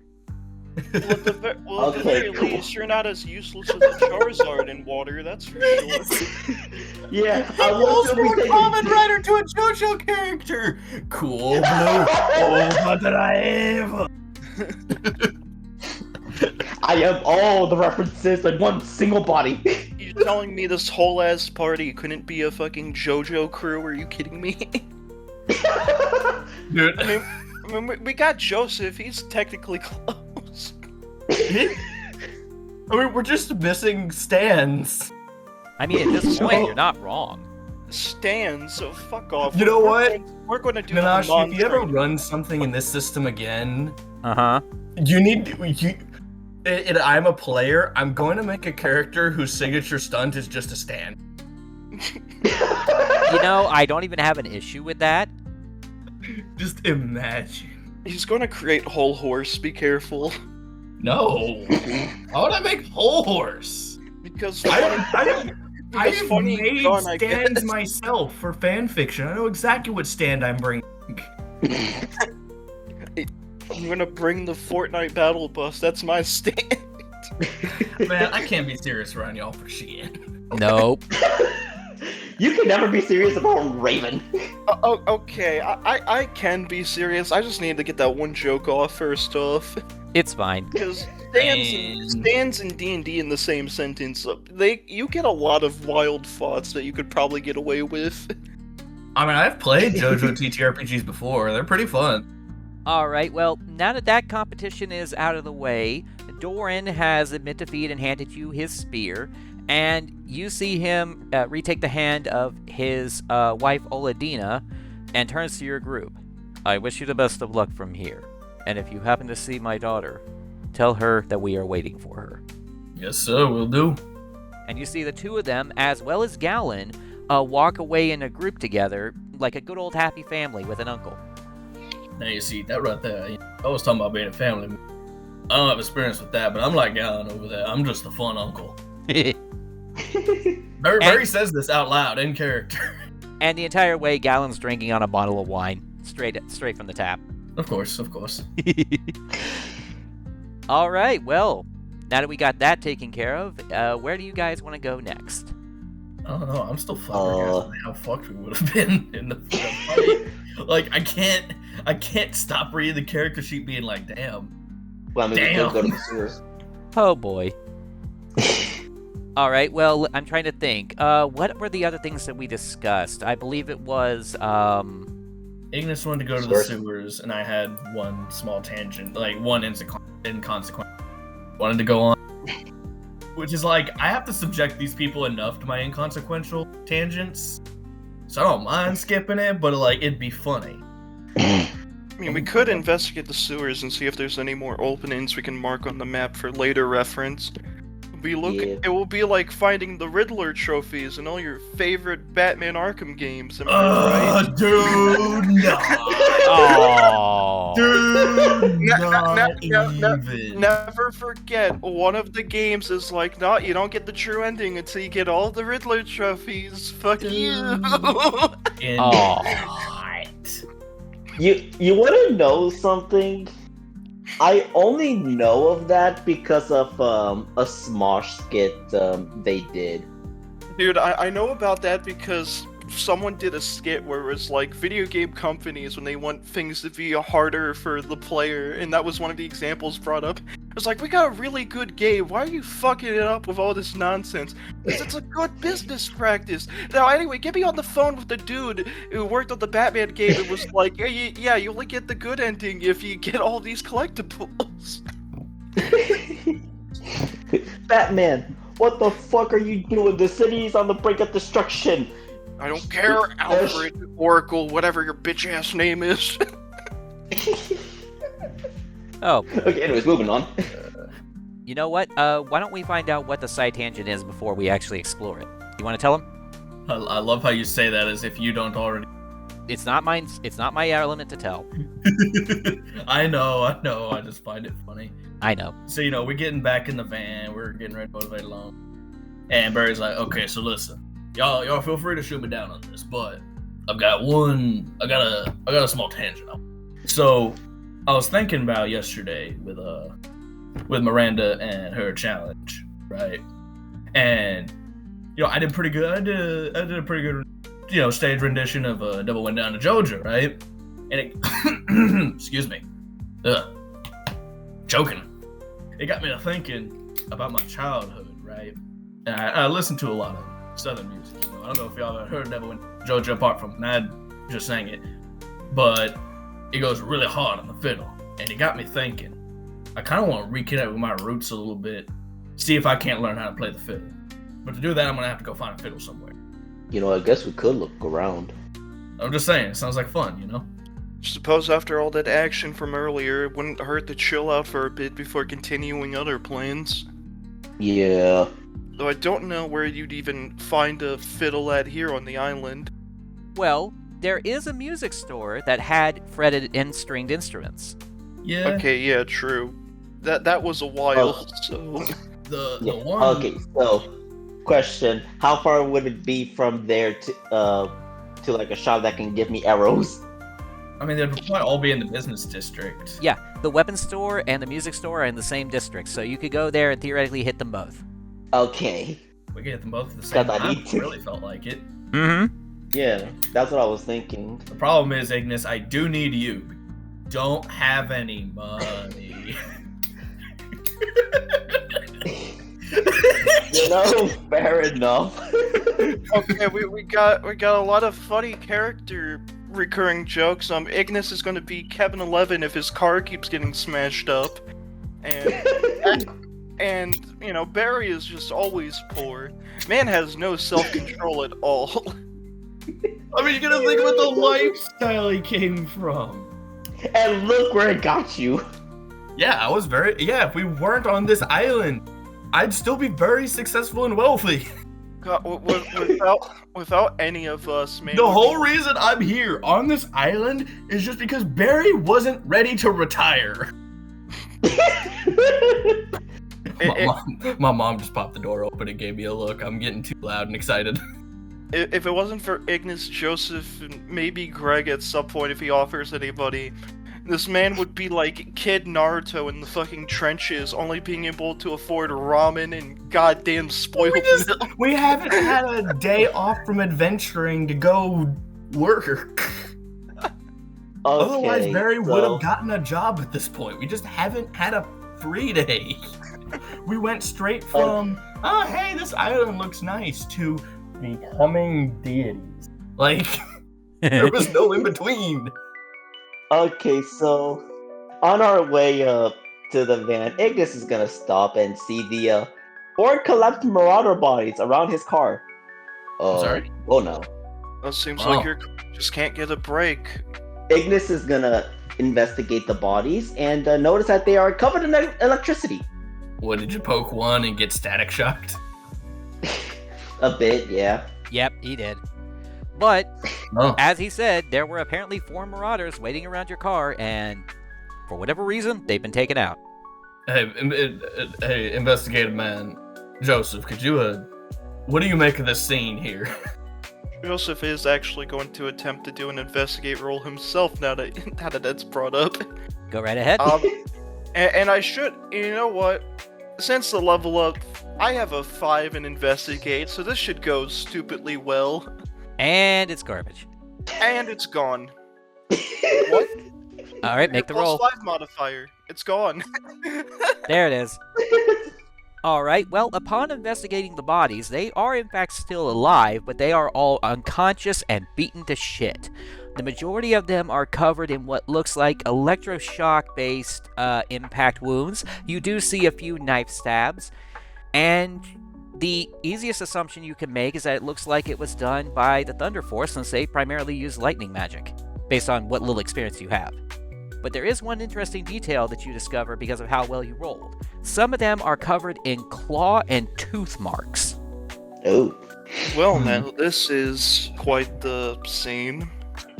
Upon first glance, you'd think the Thunder Force caught them before they could do anything to the car. Would serve them right, honestly. Maybe knock some sense in those small heads of theirs. And yet, I don't recall a Thunder Force member who uses claws and teeth to attack people with such magic. I don't think so either. If I had to wager a guess, I mean, Hawkins a big cat. He probably got claws.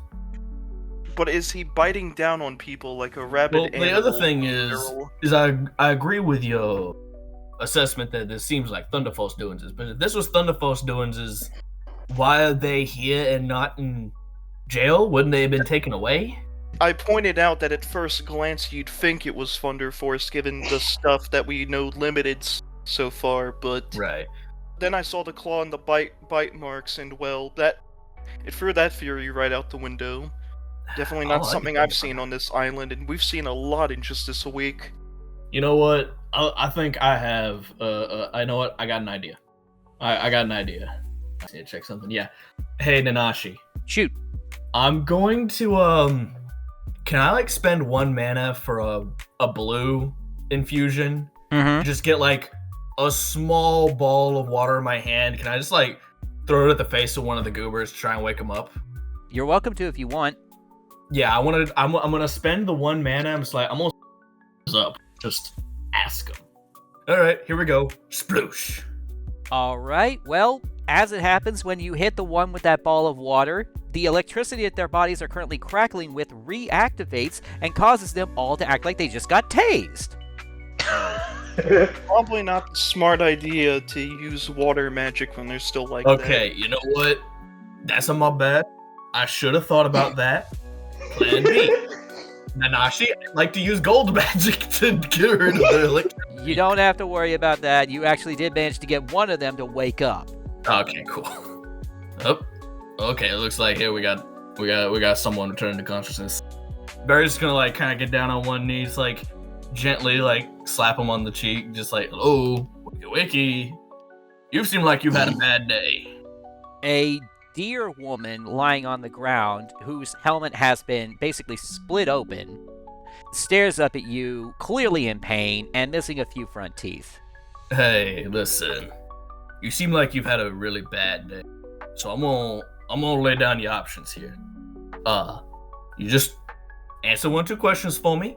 We'll take you to the hospital so you can get some medical attention, and you're no longer in no pain. We'll even get my medic man here to help you a little bit on the way there.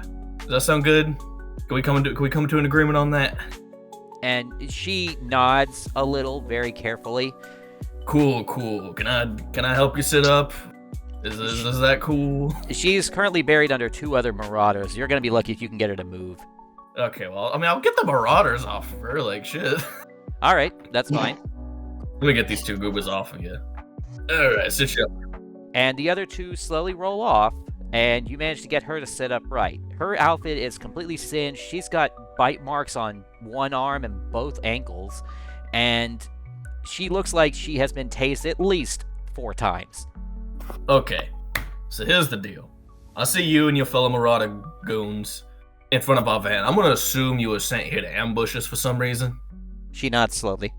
Okay, and quite clearly someone beat us to you. Do you have any idea who that would happen to be? She very raspily manages to get out the words, Thunder Force, 2 of them. 2 Thunder Force officers. I can't help but notice you've been bit and clawed a little. Was one of them seeming like a Black Panther man by chance? She manages to get out the words, both women. Both women? Who's a woman that's clawing and biting in the Thunder? Furthermore, if you was attacked by 2 Thunder Force officers, why didn't they just arrest you? Why did they leave you in front of our van? And she collapses over. She is exhausted. She cannot stay awake any longer. Alright, fair and reasonable. Well, Well, but an attempt was made. I mean, information was gained. Yeah, Well, not information exactly. was gained. well, not exactly a lot of information, but we can make something out, hopefully. You know what? Barry has a light bulb moment. He's like, wait a minute. Wasn't there like a leopard woman at the Silver Domain that one time we went? The one watching the main office at the front desk. Yes. I totally didn't go to the Domain NPCs chat to see who we know from the Silver Domain. I totally remembered that off the top of my head, Nanashi. Yes, clearly. I mean, that's not at all why it's there, after all. Yeah. Though granted, as much as I'm displeased by the Marauders' entire existence, even I can say that this was a bit, for This is Thunder just weird. really weird. For Thunder Force standards, you'd think they'd be behind a cell already before they could enact something else, but no. They're just tased several times by lightning magic, bitten a bunch. I've seen and heard cases of police brutality, but this might take the cake. Hey Nanashi, can I make a pitch at you? Shoot. Barry grew up in the woods, right? He has experience with animals and perhaps getting bit. Under that logic, could I figure out, like, what kind of bite marks do these look like? Like, do these maybe match, like, a leopard, by chance? That is not a bad idea. I'll tell you what. Give me an academics roll to see if you can find anything that in your history that might help you get to that. Oh, baby, I'm smart. Get a 0 so I can help with the investigation. Oh. Okay, a 4. Okay, that's actually Score. pretty good. Yeah, it's almost like I have a +3 in academics. Yeah, that's pretty good. Okay, let me How do you think. go to college and are still a fucking himbo though? Question mark. Because I dropped out. I mean, Because I I was about dropped to out. say, What do you mean? even then, I right? dropped out and went in. I'm pretty sure I was gonna make it canon when we got the fiddle. I'm pretty sure I was gonna make it canon that Barry got in on a band scholarship. That's not a bad Yeah, I goal, was- actually. Okay, so what you can tell is that whatever made the claw marks and the bite marks appear to be the same creature, and the species is a bit difficult to guess, but blatantly obvious guess is that it's either some kind of a canine or a feline. Okay. But whatever it is, it's bigger than normal. You'd even say it's probably bigger than your average humanimal could generate. Huh, that's...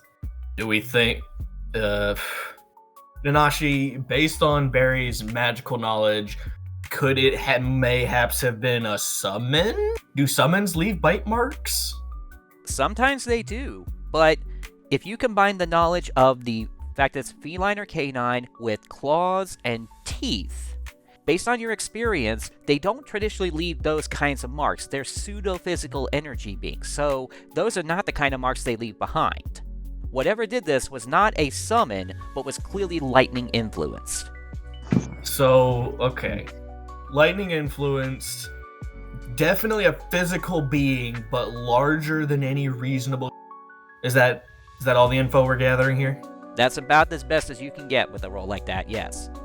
Okay, gotcha. Nanashi, can I ask you one more question that I probably shouldn't, but I'm going to try anyway? Go for it. If I spent a fate point to get a +2, does that get me more info? I would be willing to allow you to do that, and I would dig out some more information for you. But I will need you to give me something that you can argue for this. I went to college. Of course.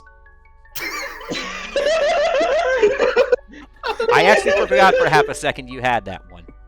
You know what? I will in fact spend that's a mana fate point. I will in fact spend the 1 fate point to +2 that, because like I kind of feel bad for these goobers. Like, we didn't even get to them. Nanashi heard I went to college and was like, "Fuck my life." How did I know? In addition to what you discovered up to this point, you can also see clear as day that there are scorch marks all over the ground. So whatever this is not just attacking randomly, it is attacking specifically these people. It is not a wild animal. So you can determine that whatever it is intelligent. You can also determine that because of the fact that there are knives everywhere, some of which are still embedded in these marauder bodies, there was clearly 2 different things here. One of which at least has to be a person. So what we're hearing is there are 2 different attackers, one with knives and one large canine feline adjacent thing that was lightning aspected. Or both of them could have been lightning aspected for all we know. True. However, you will also notice that on the knives themselves, the indications on their bodies show that whatever they were hit by was not lightning-based exclusively with the knives. One of them got hit by fire, one of them got hit by water, one of them clearly got hit by an earth-infused dagger. All of them got hit by different things. Are there still daggers around by chance? Yes, there are. What do they? I have a sneaking suspicion. Do they happen to be like smaller, like a throwing dagger? As a matter of fact, they are. Are you guys getting the same feeling I'm getting? I think I am getting a feeling, but I don't know if it's the feeling. I have a distinct suspicion the Dorrin's daughter might have been behind this. Because she is a canine, and she is good with throwing daggers, as previously discussed. She did get circus training as well with them. Which, knowing what we know about Victor and all the time she spent with him in the circus, would make sense of, like, why they've been hit with so many different elements, even if lightning was the primary one. Wait, now that I think are we literally by the We're blue still domain? outside the blue domain. We can literally just 180 and go ask Dorrin about his daughter. Yeah, As a now matter that- of fact, Yeah, okay. I was about to say, couldn't we have Dorrin look at the scene and see if there's let's anything... just go take him the throwing daggers and be like, hey, are these daggers like your daughter would have used? Would you like to do that? I think on one hand, Barry does, but on the other hand, these people need medical attention. Then how about you split up the party?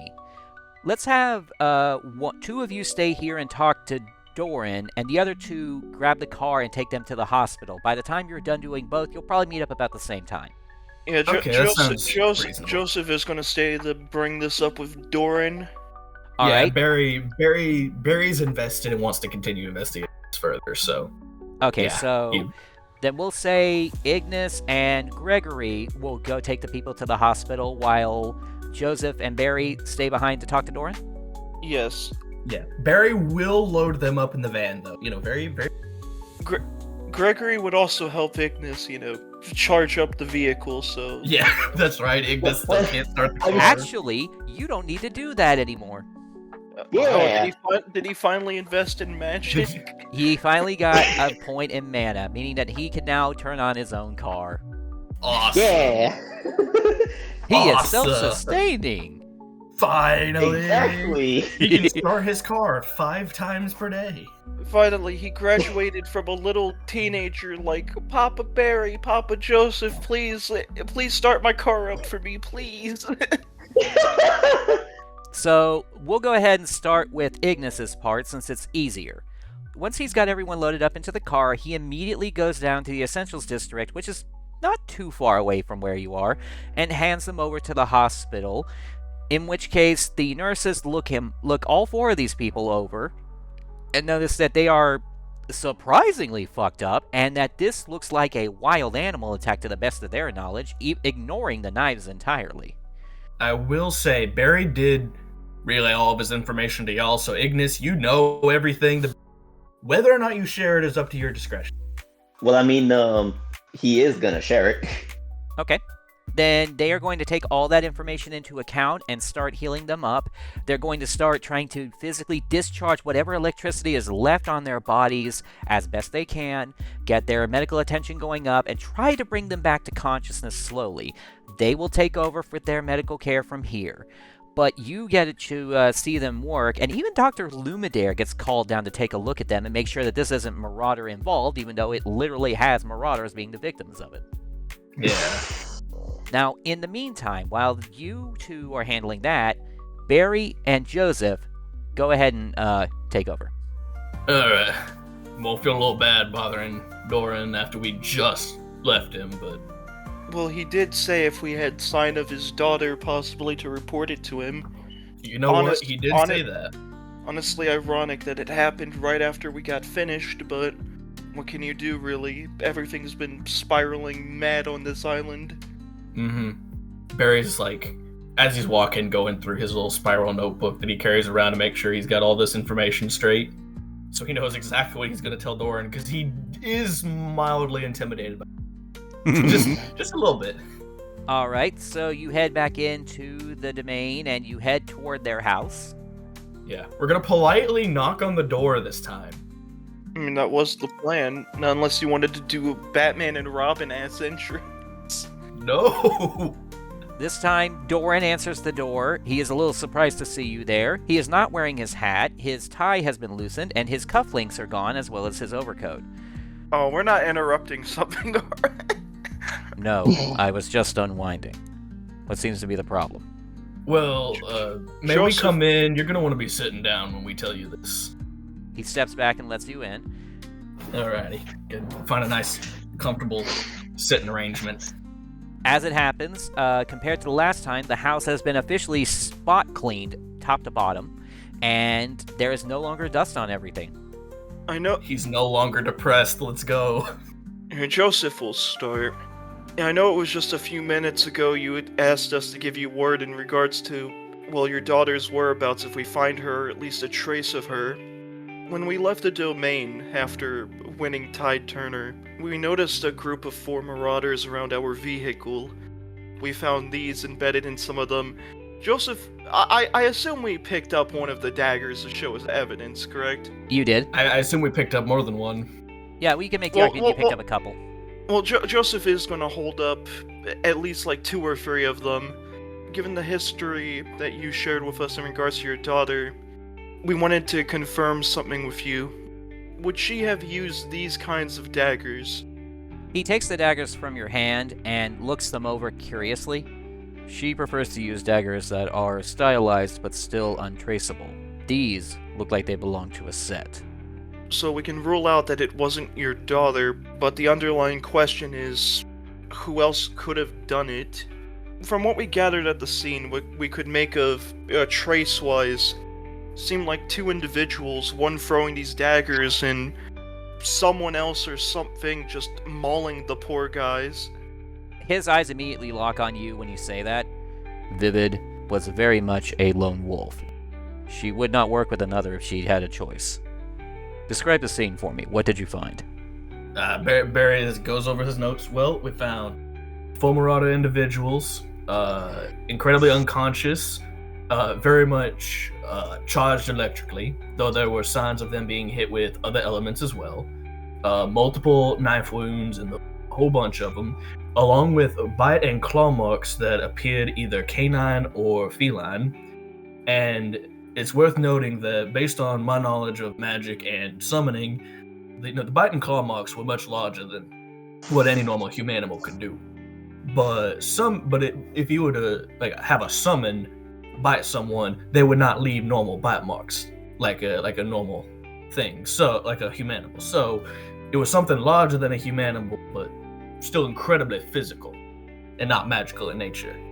Given your daughter's wolf-ish nature and the throwing daggers, I had concerns, which is why we're back here. That's about all we could tell you.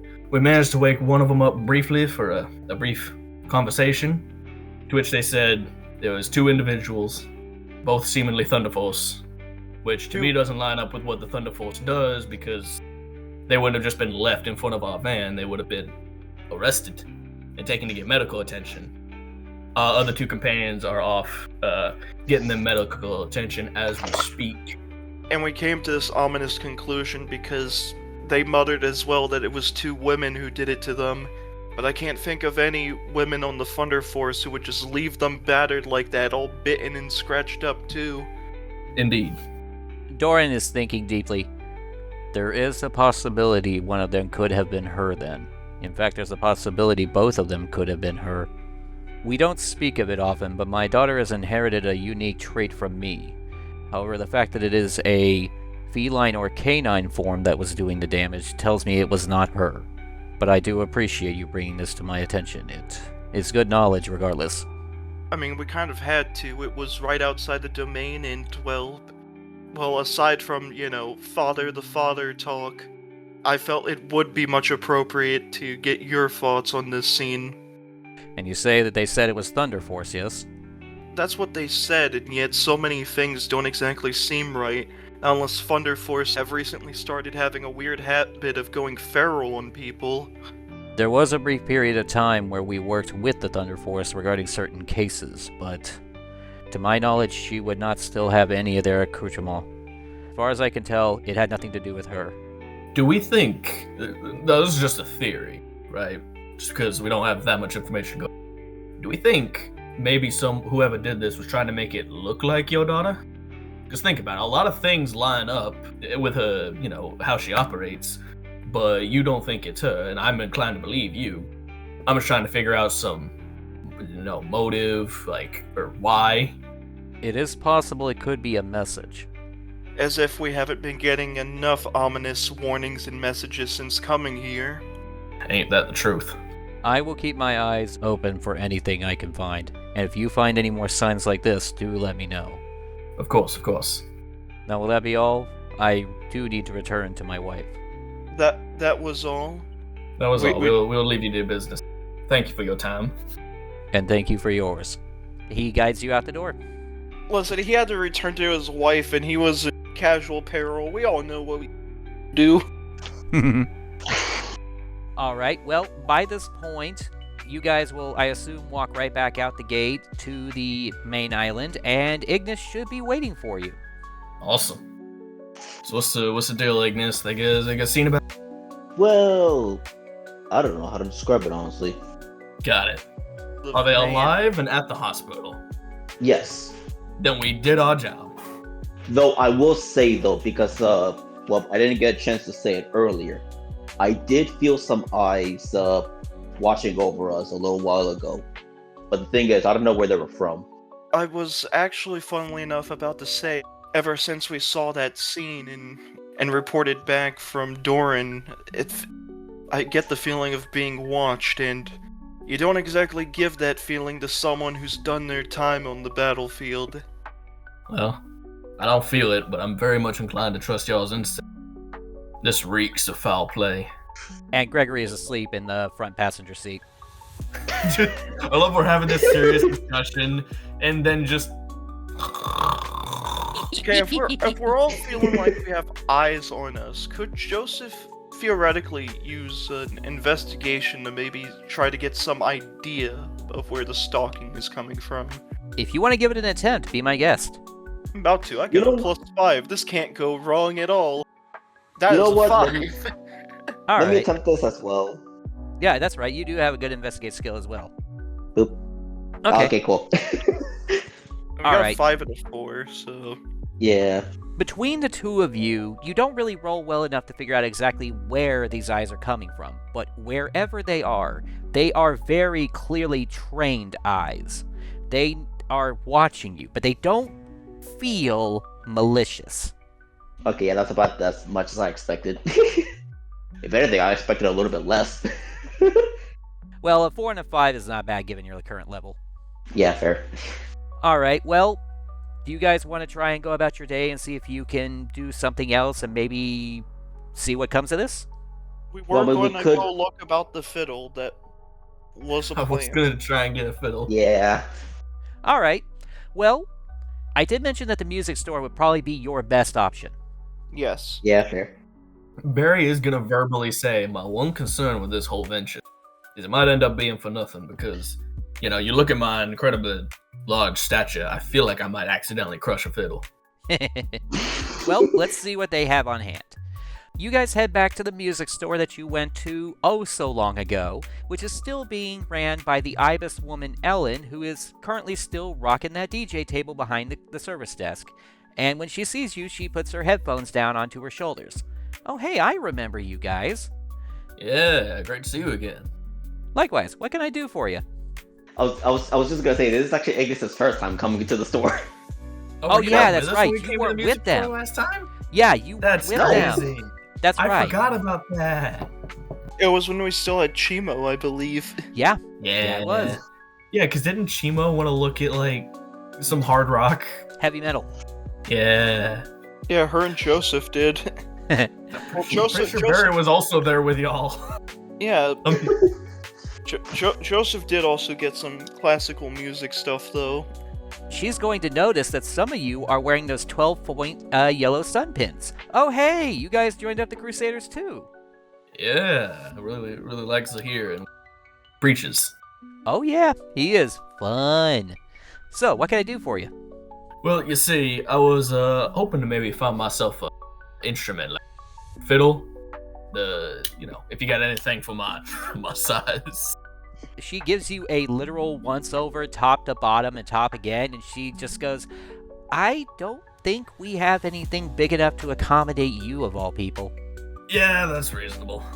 You'd probably have to get a custom job. Do you know anyone here in Diadem who would do that? She thinks for a moment, and she looks up to you nervously. Not in Diadem. Really, no. I have to go talk to Cassius, don't I? I'm afraid so. He's the carpenter on the island. Yeah, I had a sneaking suspicion. Given all the talk about the Black Demesne being where most of the lumber comes from. He is the expert when it comes to anything relating to wood. And our manufacturing plant is literally designed to replicate everything that he makes. But for your specific case, it would have to be a custom job. Well, you know what? We might still be in his good graces from when we went in there and defeated his rampant summon and cleared out the whole Black Demesne situation. So, maybe he'll, maybe this is more feasible than I give it credit for. Well, you know where to go, I assume. Yeah, we do. Thank you very much. Thank you for your time. Happy to help. And she just pops that headset back on and starts jamming out all over again. Fair enough. Alright, so that's where you need to go, and as it happens, it's not too far away. Did you want to go ahead and do that now, or...? Well, I mean, Ignis was gonna get some arrows. Oh yeah, the weapon store. You're still planning on doing that as well. Yeah. And since we're already in the business district, we might as well just go there real quick. Might as well. Well, you know where Jairus' weapon store is, and when you get there, you see Jairus just trying to refill as much of his own stock shelves as possible, because he is still dealing with a deficit of necessary weapons to keep people happy. Fair enough.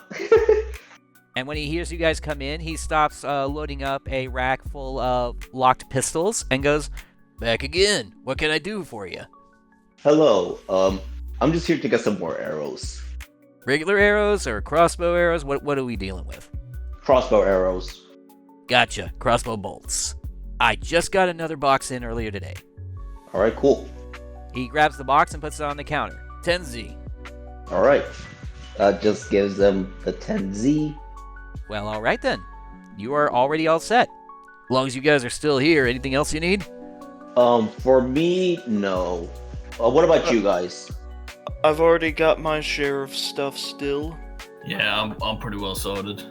Alrighty then. And he goes right back to filling up the racks of those pistols. Kind of hard to pick Right a now. weapon for a man that just focuses on grabbing people. By the way, that box had 10 in it, so that's 10 more crossbow bolts. Yeah, I was literally just about to ask how many arrows were in the box. Alright, so now you guys are heading back to the nightmarish Black Demesne?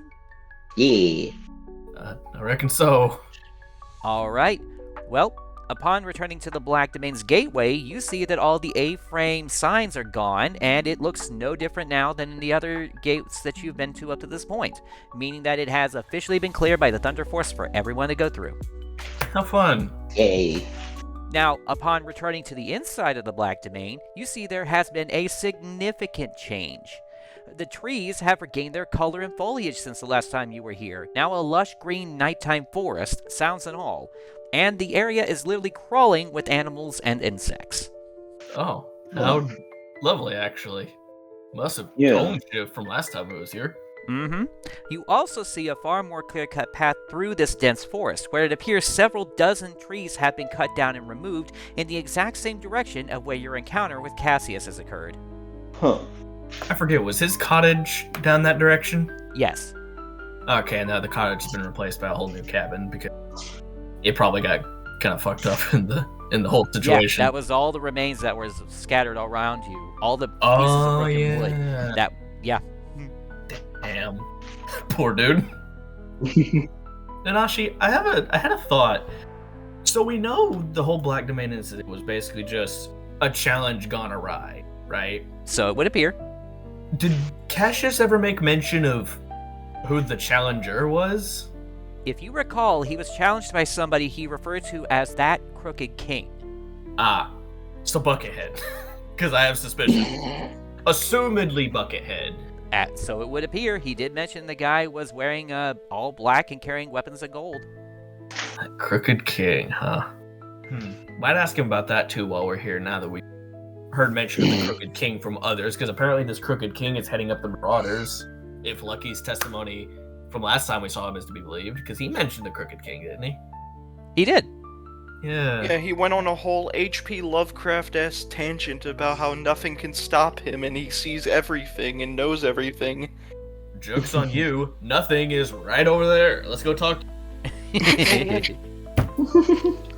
Alright, well, as you walk down the pathway, for the most part, the creatures around you that you know are just casually looking at you seem to be leaving you alone as you travel down this quote-unquote beaten path. You see an occasional bat or snake cross your path going from one part of the forest to the other, but they overall seem to leave you be. Nice. Are there any big beetles like Barry? There Nothing are a quite few my big size. beetles, actually. Yeah, my homies. It's nice to see wildlife back here, but I didn't think they'd only come in one color and have one set of eyes. Yeah, I kind of expected a few more. Yeah. Are we sure we're in a domain and not a black metal album cover? Like, Now, given the actual dedicated clear path, it takes significantly less time to make it to the clearing, where you see a brand new 2-story cabin, complete with a full-on front porch, open wood windowsills, and lit candles illuminating the living room full of rustic wood furniture. This is so pleasant. The backside of the house is directly connected to a thickly interlaced wall of trees, acting like a natural fence. Like, I'm gonna be honest with y'all, this kind of reminds me of home a little bit. Well, what do you do from here? I reckon there's only one thing to do. Who's knocking on the door? I guess it's me. I'm heading up the bench. yeah, you're the one who wants to fucking do the fiddle stuff, so you do it, Barry. Alright. Go ahead, talk to the devil about the fiddle. Have fun. I mean, I do come from Georgia. all right.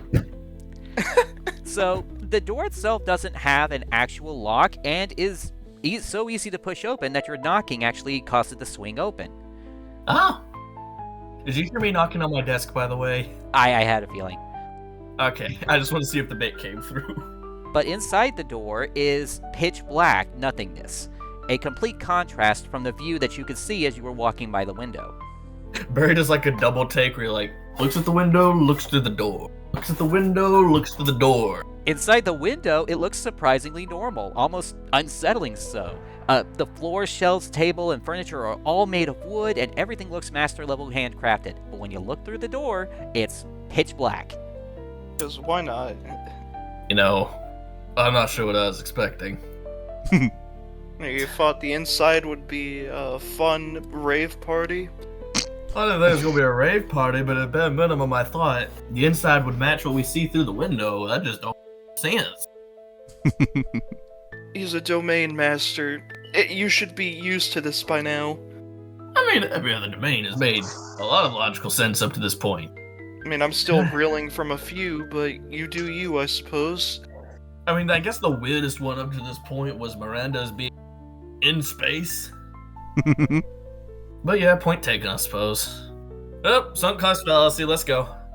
All right, so you're gonna walk in. You know what? We're gonna knock one more time on the door frame just to be really polite. Just hello. You see and hear absolutely nothing. Yep, not sure what I expected. Step. All right, do all of you follow? Yeah. Imagine they're all just like, nah, leave. Nah, just leave it to the beetle, man. You can feel that you are clearly walking on a wooden floor, but you cannot see anything near or around you. And once all of you are inside, you can hear that door slowly close behind you, sealing you into this absolute darkness. It's so dark in here. I can't see anything. Oh no, what a nightmare. You see a small flickering light approaching in the distance, the tiniest of flames, and it is coming slowly. Can I spend 1 MP for like a fire infusion to light up my finger like a matchstick? Dude, I am right here. Actually, yeah, Ignis can do that for free, so... Actually, yeah, can Ignis do that actually? Well, at first I was going to do it with light magic. You know, I guess using light magic in here feels a little insensitive. A little bit. Like, it just doesn't feel like a good taste. Hey, Ignis, could you like light this place up a little bit? Just a little bit. Don't light nothing on fire. You know, a little bit of a little matchstick to see by. Ignis proceeds to light up the place a little bit. When you light it up, the flame does not illuminate anything in the room, but you do see where that light source is coming from. It is a flame on a candle, on a handheld candle stand being held by Lind. Oh, well. Now, he's currently wearing a...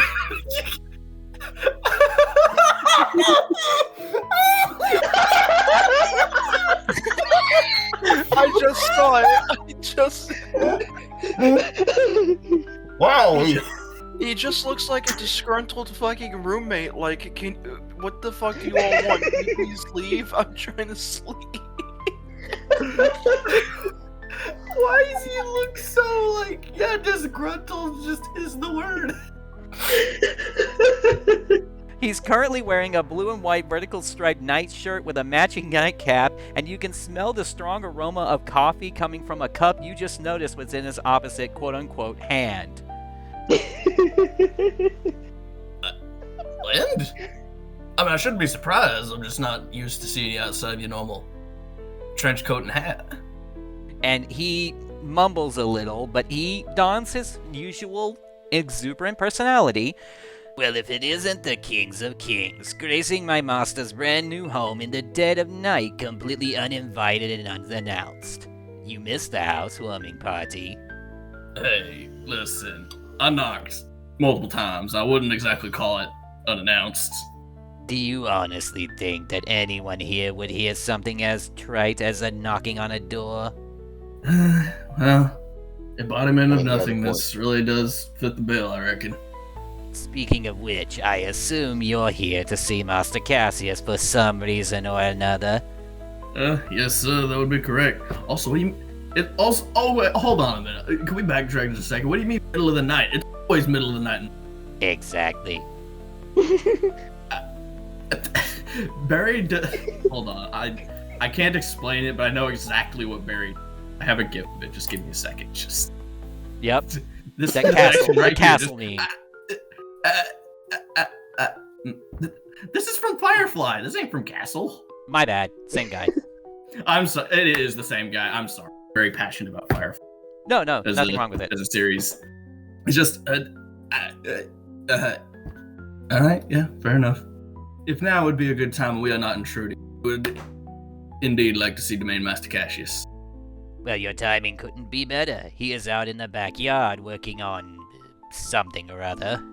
Oh, this makes 2 Domain Masters' houses we've accidentally barged into. He actually walks past your group, revealing a single wooden door behind him in the distance of the seemingly infinite darkness. A bit of free advice. Tread very carefully from here. My master's home is not so kind to trespassers. I still maintain I attempted to make myself. And his candle suddenly just goes out, and you're left in the darkness. Your only company, the door that you can somehow still see in front of you. Thank you, Land, I reckon. Alright, through the door. When you open the door, you find yourself surrounded by forest once again, but this time it feels a little different. The trees are much closer together out here, some of them mere inches apart, seeming to form what looks like walls. And in this manner, you can sort of see that there's a pathway leading through the trees, revealing itself to be a tree labyrinth. Oh, great. Awesome. You didn't think it was going to be that easy, did you? When you're like, oh, the place is so pleasant now, like a nice nighttime forest. I'm like, okay, maybe Cassius has managed to lighten up a little since our last visit. Oh boy. We're gonna travel through this labyrinth of trees, and we're gonna be pursued by that fucked up eye in the hand creature from the Labyrinth movie. Oh god. Christ. Actually, wait a minute, Ignis. I have an idea. Can you fly above the tree line and like guide us through this labyrinth? Or no, I guess the treetops would be too thick for you to see through.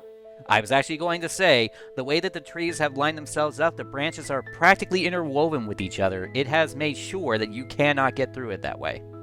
I'll give Lind credit. He did say that it would not exactly be nice to trespassers.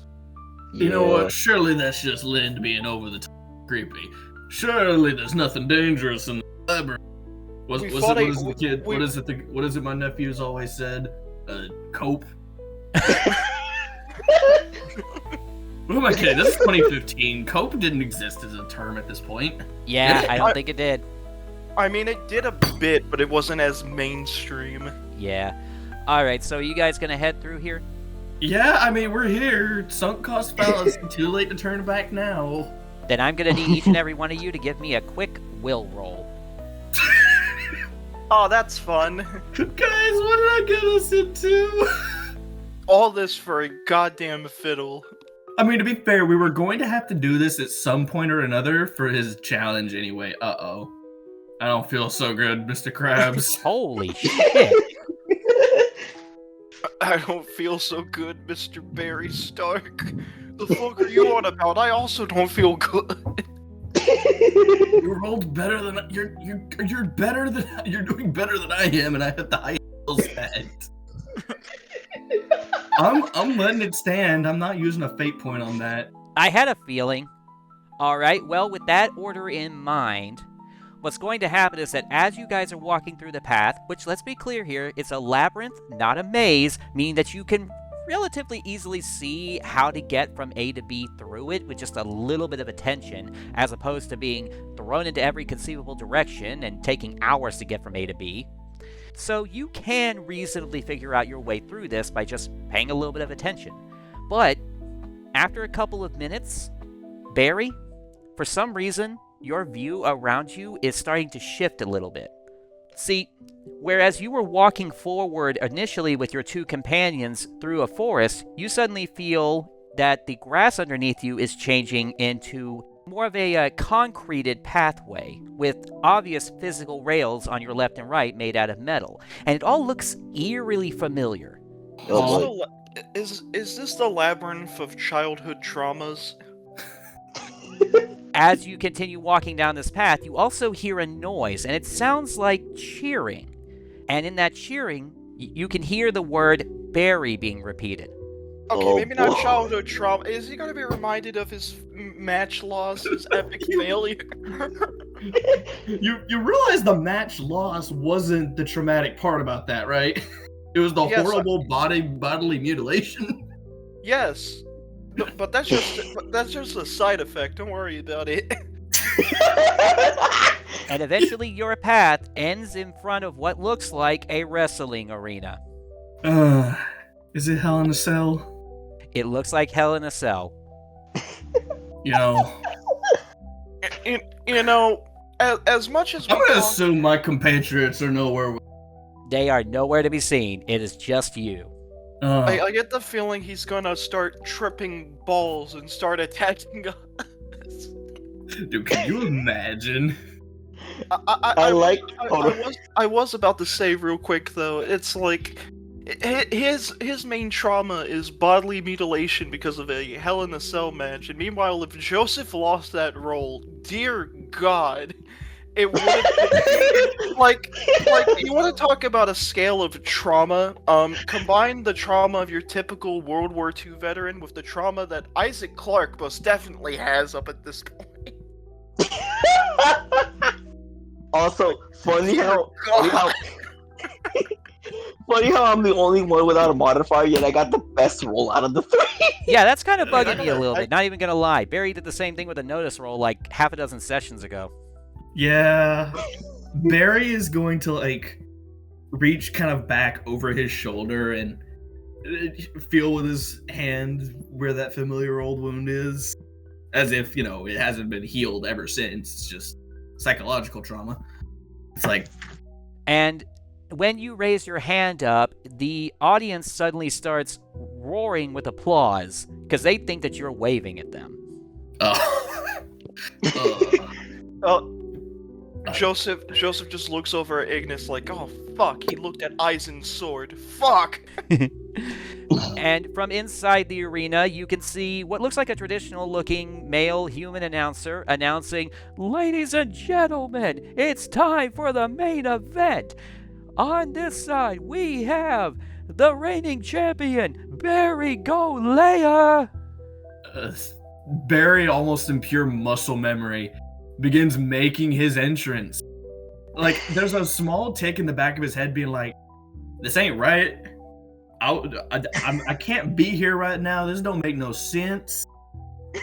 But, like, the muscle memory takes over. There's a crowd cheering my name. I'm a performer. I know exactly what needs to be done in this moment. Mm-hmm. And then the announcer goes, "And his challenger." And before he can even finish that sentence, you feel a hand grabbing your wrist and throwing you into the arena, onto the floor. That don't feel right. No, it does not. Now, when you look at your opponent, you can't quite see who it is. For some reason, your eyes are messed up. And I'm going to be honest, it's purely because you rolled so low on your will roll that you cannot see who this is. But up there on the Jumbotron, you see Barry Golea versus Jane Dawson. What is... I get it's a normal name, Jumbotron, but why does it sound like a rejected Decepticon's name? Kinda does. Starscream, meet the newest addition! It's Jumbotron! It's just a morbidly obese Decepticon. Like, Lord Megatron, what's wrong with him? like a Decepticon version of Hound from Revenge of the Fallen. Oh, God. Lord Megatron, what's wrong with him? Oh, yeah, I think he needs to be put down, actually. Hold up. He just transforms into one of the giant, like, metal spheres from Elden Ring that hunt you down. Also, a slight correction. Hound actually debuted in the Michael Bay movies in Age of Extinction. What? Close enough. Yeah, that's not really the important part here right now, my guy. I know. I'm not trying it's to just- shit on you. Normally, I'd appreciate the correction, but I'm kind of in a situation right now. Yeah, I know. So as I was saying, up there on the Jumbotron, you can see the name Barry Golea versus Jane Dawson. I had to do a double take because, not gonna lie, it rhymes with Shane Dawson. Uh-huh. That's not the reference I'm making, I promise. But anyways, I know. when you see the person in front of you, who you still, for whatever reason, cannot visibly make out, they look a lot bigger than you remember, and a lot more intimidating. So you are confronted by this person. What are you gonna do?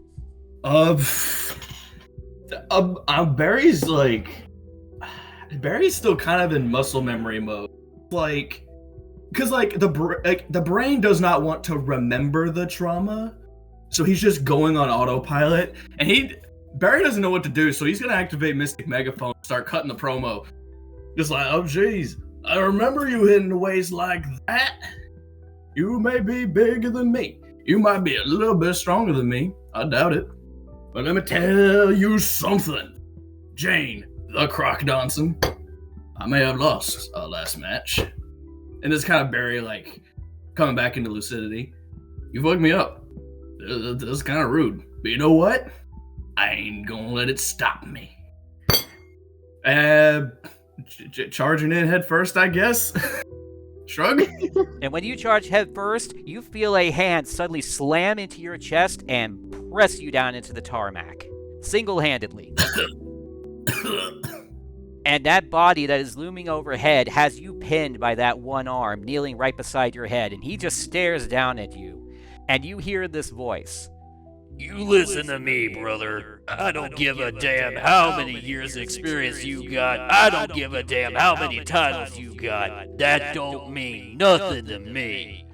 I am always gonna be the one thing that keeps you from ever being the champion again.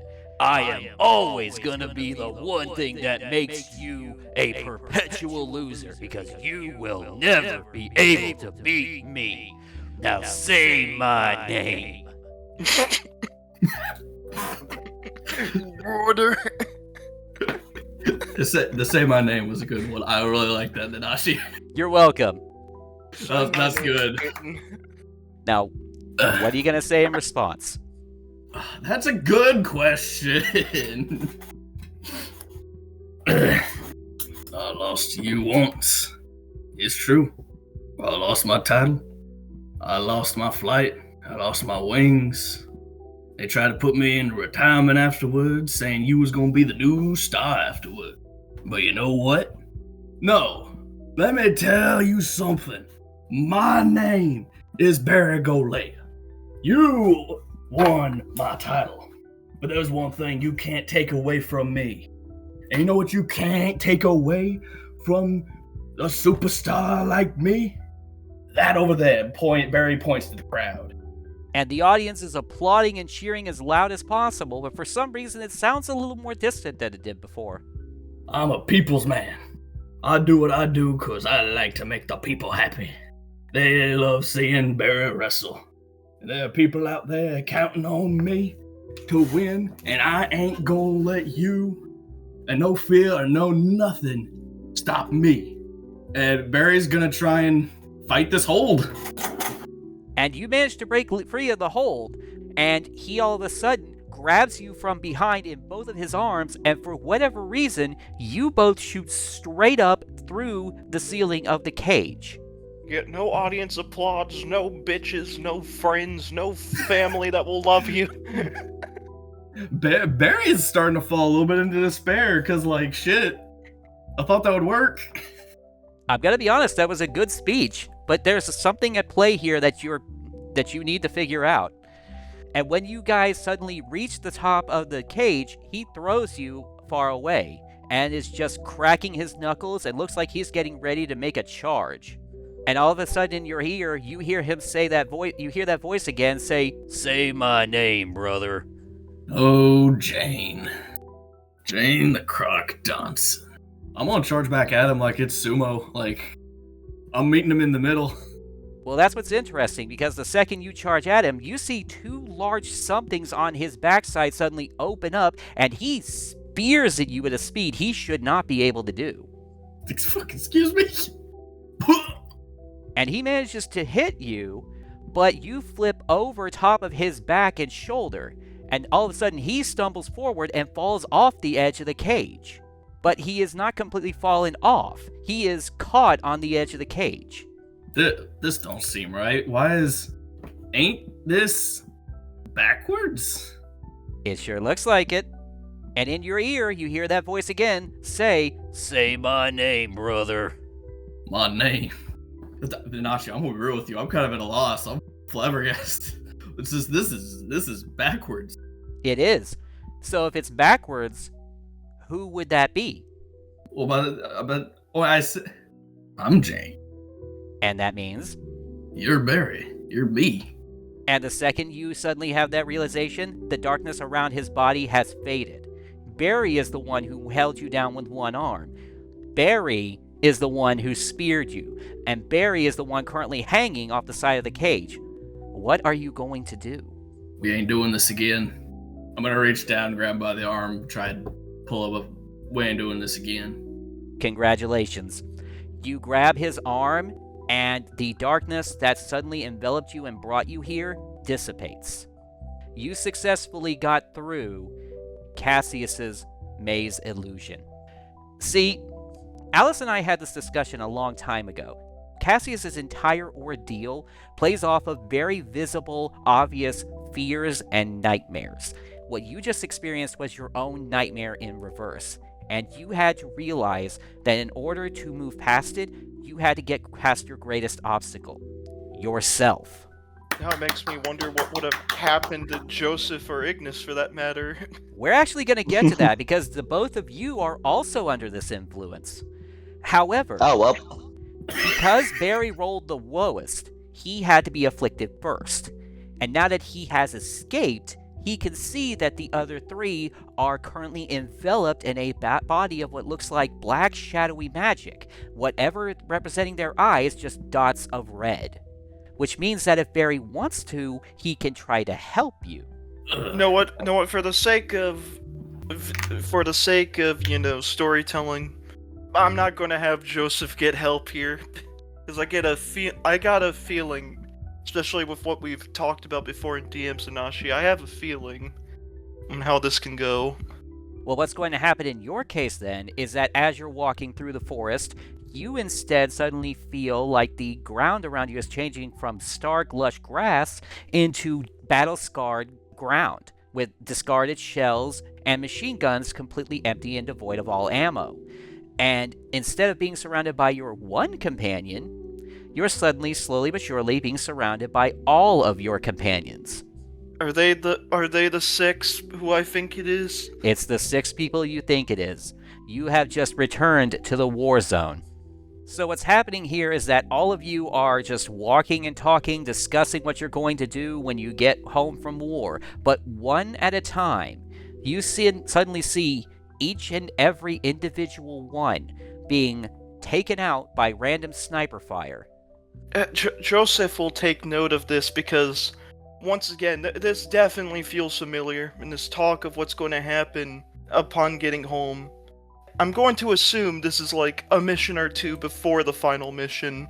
It technically would be, yes, but understand that this is going to be a little bit warped at the moment because, obviously, it would not make 100% perfect sense that you would all just be walking down an open space path together. Yeah. I was going to say, with that in mind, lucidness, Joseph will feel like something is very painfully off and will duck into cover. And when you do that, you see another one of your companions suddenly evaporate physically upon being hit by a sniper bullet. And the other three that are left manage to get behind barricades identically to you.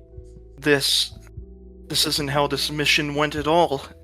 There weren't snipers. It was all automatic gunfire and we cleared the day. We were after an artifact that day. An artifact that could have given that stupid mustache-faced asshole some kind of edge as far as advanced weaponry could have fathomed. This isn't how you all died. You hear another gunshot ring out, and another one of your allies has evaporated. This time it was Froggy, leaving behind that sword. What is going on? There, Joseph is like visibly shaking because you have to think, lucidness-wise, this is not how any of the events happen, so he's kind of like, something's very often wrong, like he should not be here in this moment. But also, like, he's got the secondary lucid thought of, oh fuck, I'm watching you all die for a second time. Oh no. It's a little worse than that. I'd like you to take a look and see if you can figure out where it's coming from. What, Joseph is gonna do that? You know what? If I'm able to, I would like to do an investigate roll. Give me an investigate roll, buddy. That is a 5 evened out. That's perfectly fine. You can see where the sniper fire is coming from. It is an incredibly high and advantageous point, but you can see clear as day that the sniper fire is coming from a very familiar looking gun. And that sniper fire just took out another one of your companions, meaning that the last one left is Laura. Joseph doesn't say a word but goes to tackle Laura out of the way of the sniper's fire. You managed to dodge the bullet with her. What in the hell is going on? Who is shooting at us? Why is there a weapon similar to what we use even? And when you look down at Laura, she is just staring at you, and she is mouthing words at you, but she cannot make a sound. And you can hear in the distance that gun is reloaded. It's getting ready to fire again. What do you do? Stay put while I have this open, and I'm gonna take down that son of a bitch. Joseph is going to attempt to charge at where the sniper's at. When that sniper sees you coming, he instead chooses to shoot at you instead, and manages to miss. And with that shot going off and missing, that will instill Joseph even further to run up, because the aim is clearly off. Alright, so in that amount of time, he has reloaded, and he is getting ready to shoot again, and you can see the faintest glow of orange coming from that spot. As Joseph presses further, he will tackle the sniper to the ground to get a better look. And revelation-wise, it's... If it wasn't obvious, it's you. What kind of sick fucking game is this? I'm shooting my own men, my own teammates? No, that's not how this day went. He looks up at you and in a distorted voice goes, This may not be how it went, but I am the reason they are dead. You are why they are dead. Fucking asshole. It wasn't my fault. That damn artifact. Our final mission that day, we were supposed to prevent that fascist fuck from getting it. To prevent him from being an immortal dictator. Yeah, how were we supposed to know that my blood was going to activate it the moment I got shot? How was I going to know that I'd lose everyone that day? Their memories, their life energy fusing with mine in the fucking concoction of fucked up magic. I've already lost so much. Don't make me relive this. I can't be any more sorry than I already am. I've tried to atone for what I've done in the battlefield. I've tried to live for them, and it's been difficult. Difficult enough as is. In your ears, you hear those first words that you said, "Not my fault," ringing repeatedly. And you see that the person underneath you, his mask is slowly dissolving away, revealing a smiling Joseph. And he is whispering to you, "Not my fault," as the shadows slowly but surely dissipate away, and you are back in the forest where you started. That was what you needed. It was never your fault. Circumstances be bullshit. It was never your fault.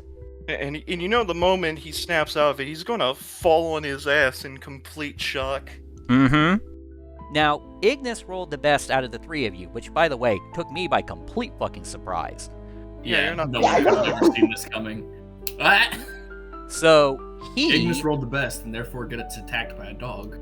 No, it's actually a little bit different. See, Gregory, who is still with your group, by the way, is smiling and slowly showering Ignis in a very large dose of golden magic to dissipate the black magic so that he is freed. Oh, well then. Yeah, so he does not have to fight his nightmares.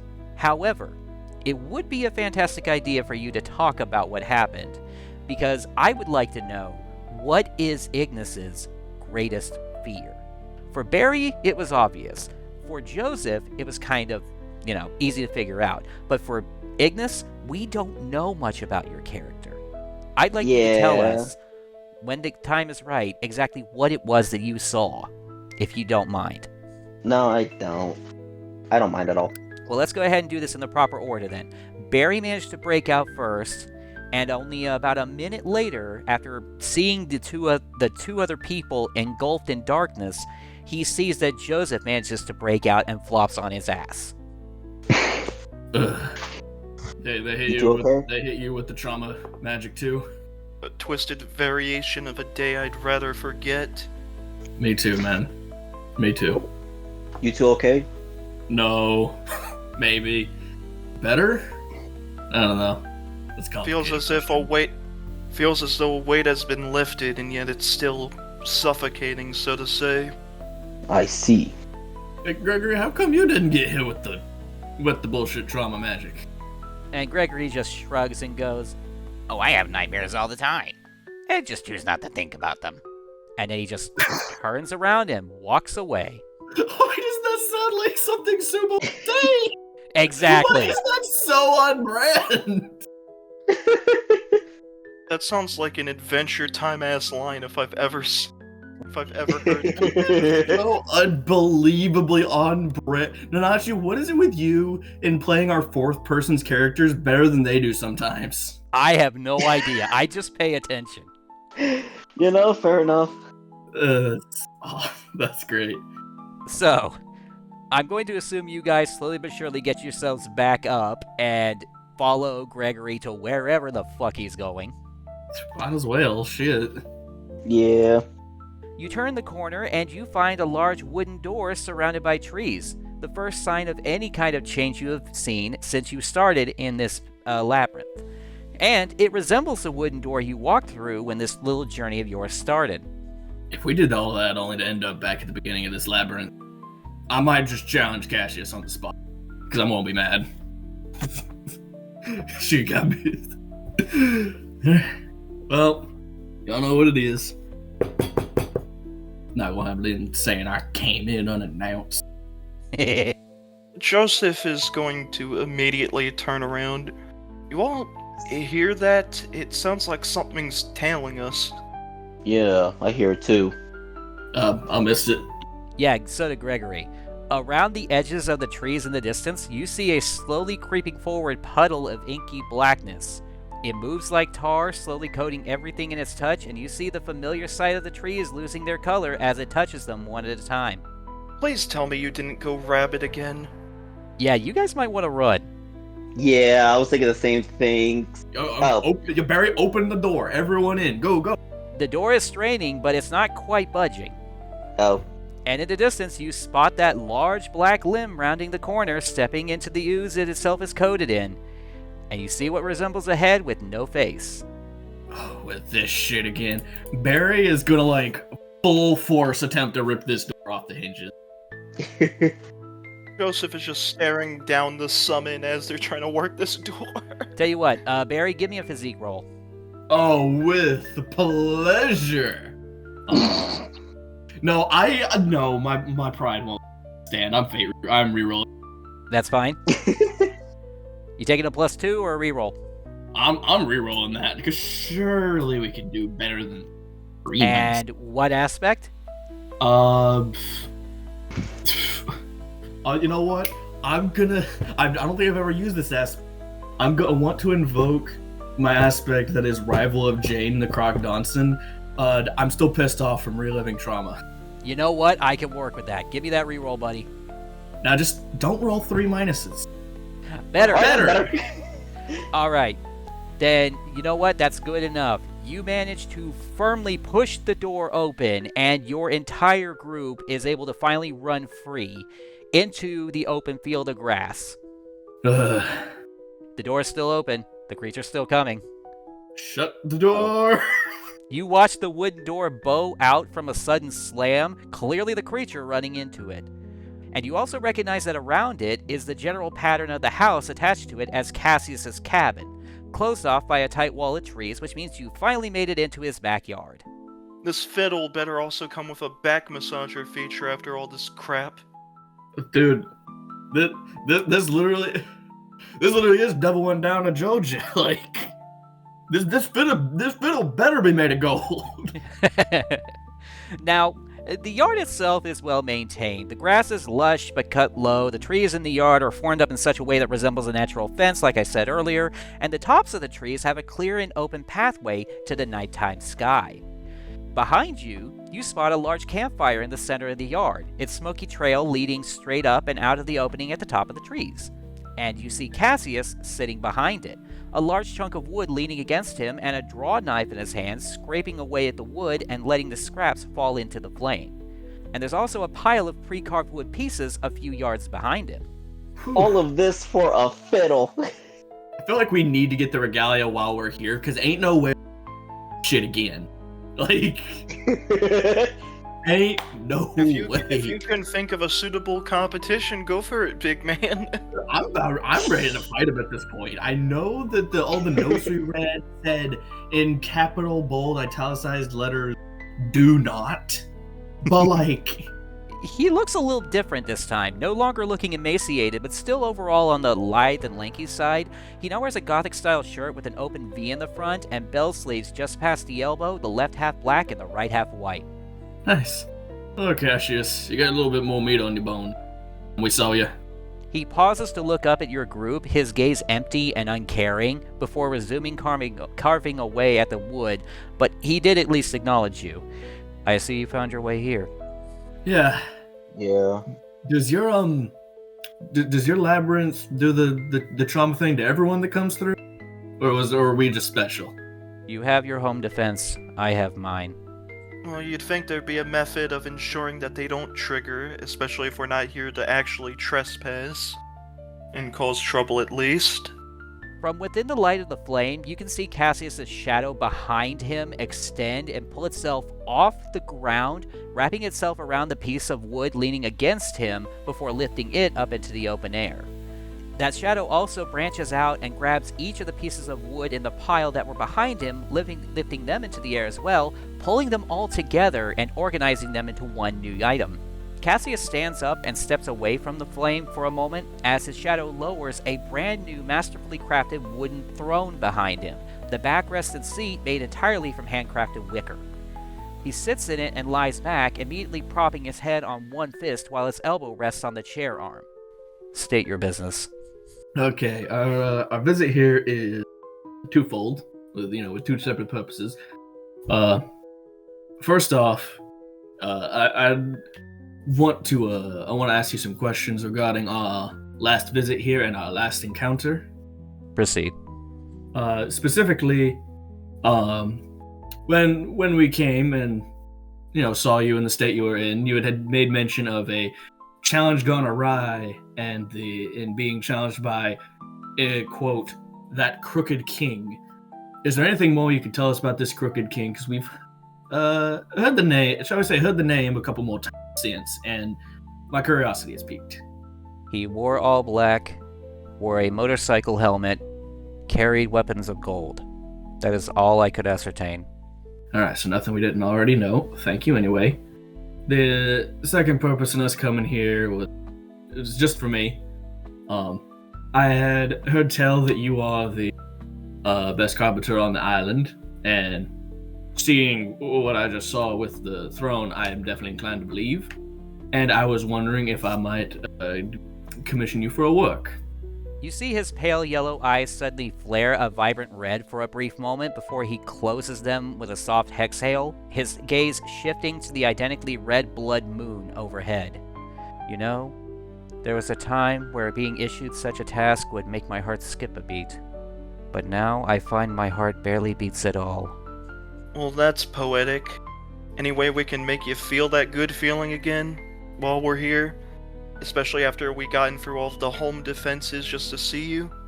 His gaze shifts and looks at you. I have yet to find a way, but perhaps in a challenge. I was afraid you'd say that. Do you want to accept that idea? It's more so I'm trying to think of what I don't think we've invested in crafting, so woodworks. Gregory is a crafting guy. Yes, he is. That's true. Fair. What is his crafting? Ain't he like +3 or so? Oh, it's +4, dang. Yeah, he's got the Okay, most so Gregory might crafting. be able to feasibly challenge him in a crafting competition. Honestly, part of me wants to do is we just put this off until next session, since it's about closing time for us, and we just fight him. Because like Barry is still mildly annoyed at being hit with the magical trauma cannon. I mean, fighting him in that kind of headspace is probably going to be a detriment to all of us, though. Yeah. It very well could be. So here's what I'm going to propose then. I was actually going to say that we could end this here because the next challenge that comes up would probably be one that Gregory himself is probably going to be the only one that stands a chance of winning. Yeah, that's what I was thinking. It will be his own time to shine while in character. Which means that theoretically, what we could do is Gregory could challenge Cassius and to a woodcrafting competition, which means that by the end of it, one of the two of them could make you your fiddle as a convenient side product. Honestly, Yeah, honestly, I'm not even mad about that. I mean, we all had our time to shine already. Time for Greg to do so. Yeah. I mean, realistically, Ignis showed that he was a better racer than the funny bee-man. Atlas showed off twice his strength and dancing prowess. And Joseph just... He aced the fishing competition and gave a Dante-esque showcase. I Yes, don't he know. did. That's got to be one of the highlights of the session. It has to be. Absolutely. Although I have to admit, the way you guys handled everything up to this point, pretty damn good. So how about my proposal? We come back on the next session, and that's when you guys get to the Cassius challenge. Whether that be a fight, or you take the easy way out and see if Gregory can outcraft him, I'm fine with either one. It's up to you. Yeah. I think that is yes. Thumbs up. All right, then we'll go ahead and call the session right here. Man, that was a lot of fun for me. Yeah. I'm gonna be honest, I had a feeling you guys might be a little bit pissed at me for using your guys' own character nightmares against you, but you handled it spectacularly. I was anticipating a moment where Joseph would have to delve very deep within his own traumas. Yeah. As if funny story time wasn't enough for both instances of, his highs and his lows, basically. And I've been telling you from the get-go that, I want Barry to get his wings back sometime in this campaign. He doesn't just get them back in a feat. He needs to confront what happened. I'm not gonna lie, I was half expecting you to use your wings to increase your force and speed to push through the door. Damn it! Fuck up. Damn it! You didn't I heal was at all. right there! It's fine, man. It's fine. It's not the end of the world. Oh, that would have been so good! You'll get more opportunities, I'm sure. Yeah. But in the That would've been meantime, I hope I didn't good. fuck with you guys too hard with that, but I felt like that was excellent character development for everybody involved, and it's going to be for Ignis more so than anything when he finally reveals what the fuck he saw. Okay, not gonna lie, during Joseph's Nightmare segment, as I was getting deep into character there, I did kind of choke up a bit for the added effect. I had a feeling. I kind of heard it and almost like, damn, the method acting. Yeah, pretty damn good. Pretty damn good. And I was wondering how long it was going to take Barry to realize what the fuck is going on, because I had a feeling... I can't do the voice very well compared to how Atlas does it, but I did the best I could. Listen, that's all we asked for you as I a didn't DM. clue it until the very end. Wait, because, like, the spear hit and the opponent goes tumbling off the stage. I'm like, wait a minute, ain't this kind of ass backwards? And when I heard those gears turning in your head, I knew it was right there. Yeah. Listen, mid or stellar, as a DM, all we ask is for you to at least try. That's it. I'd like to think I tried pretty hard with that one. Like, honestly, I think, can we just, like, get a bit of applause in here? That was great. Oh. Okay, I'm clapping, but my mic is deciding now not to wait a pick that minute. up. That's fine. I got this. Hold up, I'm gonna try it. On board. Hold up, I'm gonna try to clap over the mic. It might sound iffy, but okay, it's not picking up. Damn, That's noise fine, it's suppressing. fine. Alright, well, I'm just glad you guys had fun with it. And at some point, I'm expecting one of you guys to at least ask Ignis what the fuck he saw in there so we can complete the circle. Yeah.